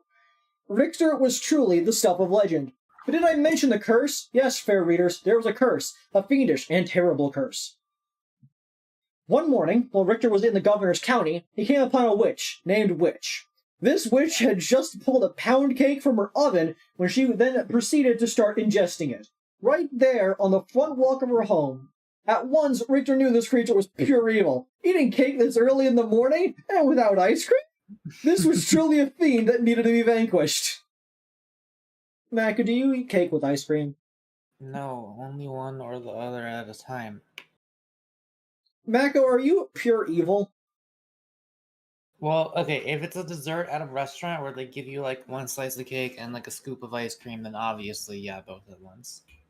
Mako, you like explicitly buy a dessert that is cake and ice cream. But that is a thing that we did, and then you complained about me carrying around liquid ice cream inside the cake container. Yeah, I did. I did. Richter jumped her fence and pulled his sword. Would you like some pound cake? The witch offered. It looked quite delicious. Richter would not let himself be seduced into early morning cake, so he approached closer with his weapon at her throat. The witch began to sweat, with a mouthful of crumbs. I also make a mean scone if you want to wait. Now, no gentleman or gentle mug could refuse a good scone, so Richter withdrew his sword and patiently waited for the witch to create these new buttery pastries. But what he didn't know is that the witch accidentally had bumped her table and added within the mixture a vial of cursed liquid. See, I told you there was a curse. You were fair warned. The moment Richter ate of the scones, he fell into a deep sleep. The witch, baffled, finished her cake and proceeded to get a civil service job in a nearby town. Was this written by Volo? I hope so.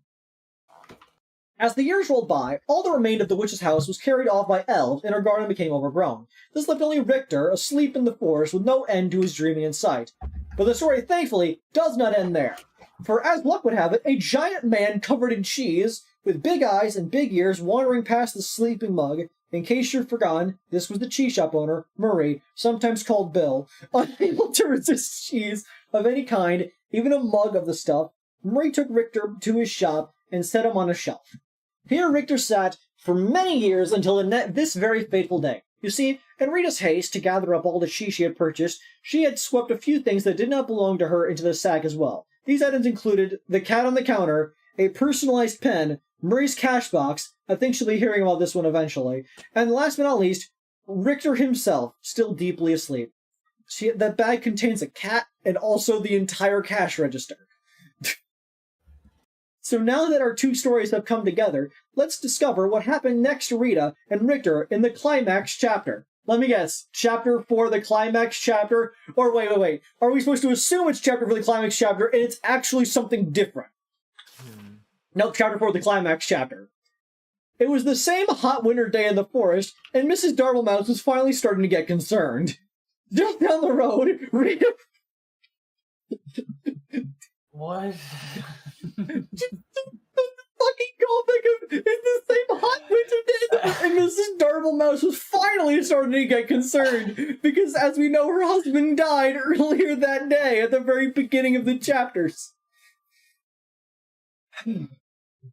Just down the road, Rita was being drawn toward an almost certainly bloody and horrific end to her life.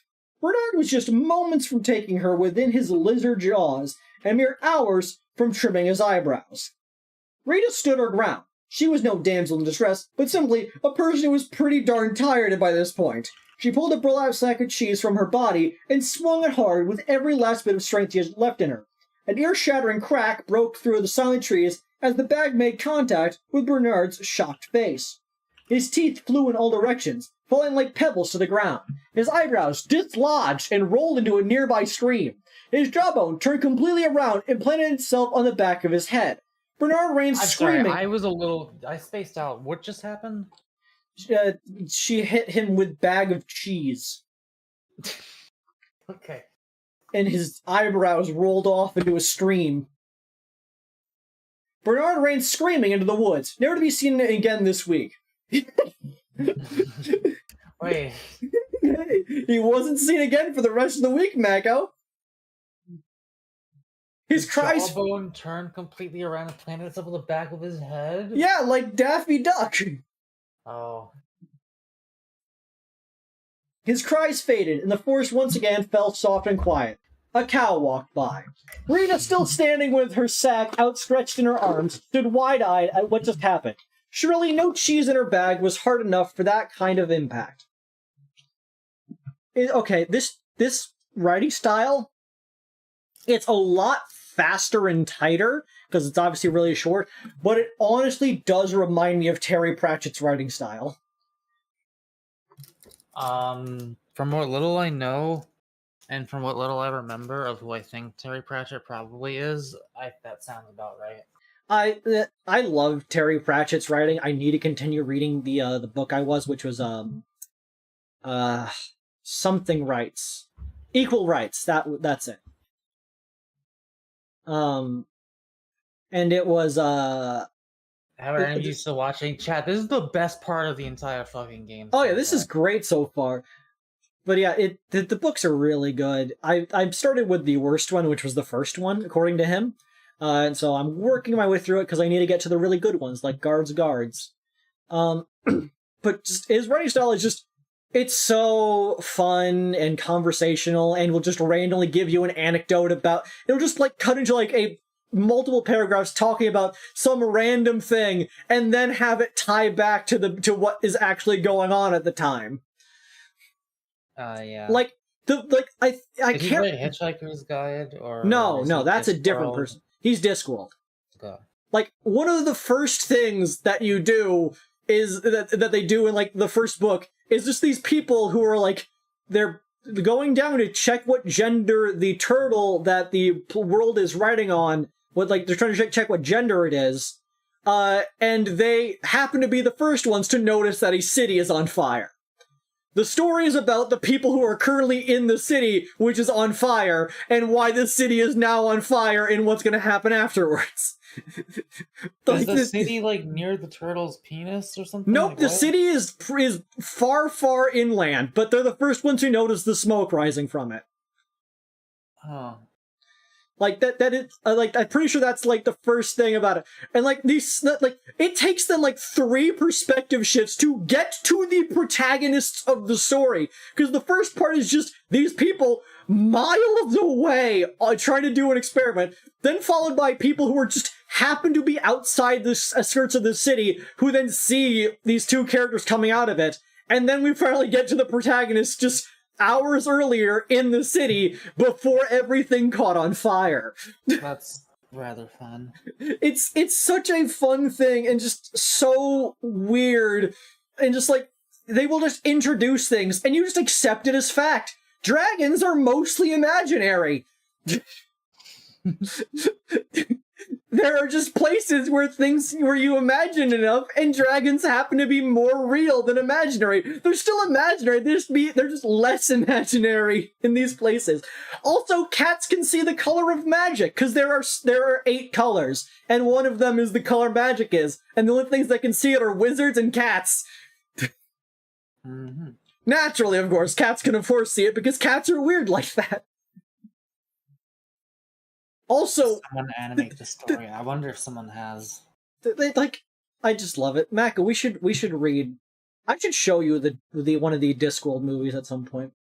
Anyways, oh, there are multiple movies. The first 2 books were made into a movie. It was pretty good. It was a lot more condensed. I feel like it landed a message that was in the original one, but I think it kind of missed what the overarching message of the first 2 books, because the 2 books are a 2-part series.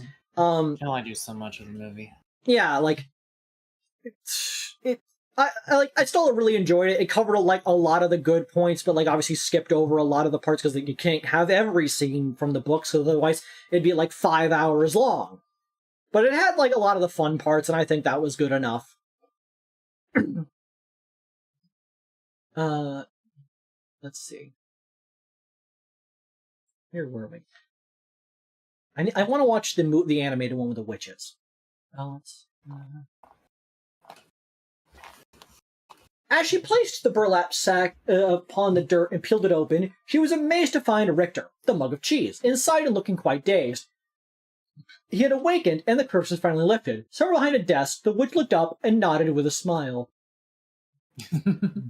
But oh, dear reader, look what is now upon his mug body, a giant and elegant crack. The very mark of a warrior. His hero's journey was finally complete. Richter the Cracked had emerged. So what is a mug of cheese? Is it just a mug, a cup that has cheese inside of it? Yeah, you're quick in the uptake, aren't you? Is that a normal thing? A normal way to have cheese? I don't think so.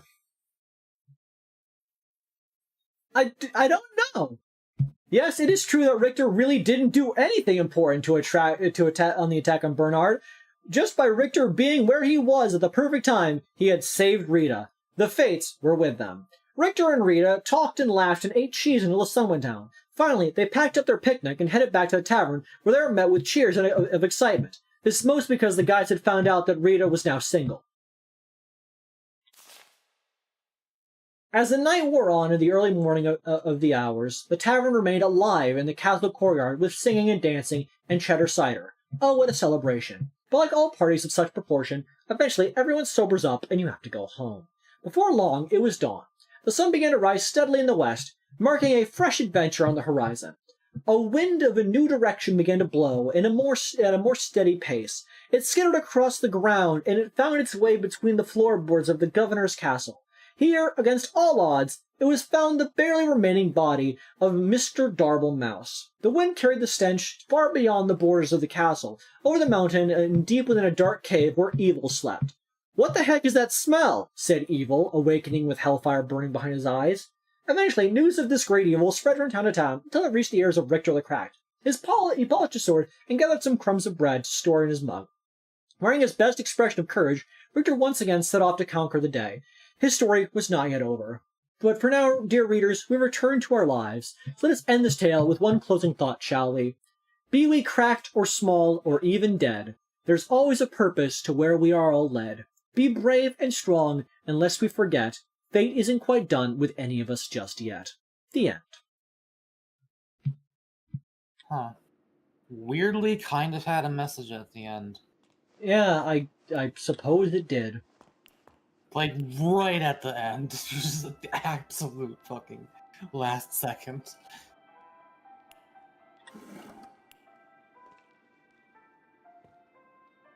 for sleeping draft, pinch of salt, cocoa powder, chamomile, soybeans, Gilson. Mix It is kind everything. of crazy. Like they wrote the stupidest fucking story imaginable, but like that actually is technically immoral. Yeah.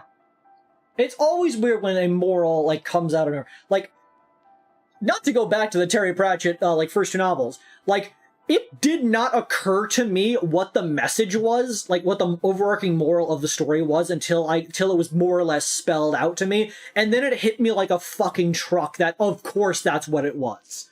Like, it is very well done. Even though he states that it was his first one and his roughest story, and I believe it because, you know, he's the one who wrote it. It's like, if he managed to pull it off like that, I can only imagine how good the other ones get. I feel like it's fairly obvious what my book is about right from the get-go. That's what they want you to think, and then they get you. I suppose you will let me know. I won't. I'll keep it a secret from you. If I got you, I don't know. I wasn't trying to get nor not get anyone, to be honest. I was not aiming for my book to be predictable nor non-predictable. So I don't really know which one it is. Were you aiming? You were aiming to make a book. I was aiming to make a book.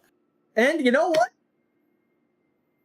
You ended up making a bunch of digital text on the internet that's not on paper or printed between covers. So, for all intents and purposes, I don't think you actually made a book. You made a novel, which is different.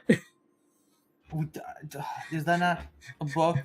It might be considered a book. I don't actually know the current definition of book, if book refers to the physical object or any, like, narrative medium. Is it school appropriate? No. Is it gays and religion? Well, it depends on what grade of school you're in. Everything's school appropriate if you ain't a bitch. Does it depend? I don't know. It might actually technically be adult. Probably. Does anyone have graphic on-screen sex?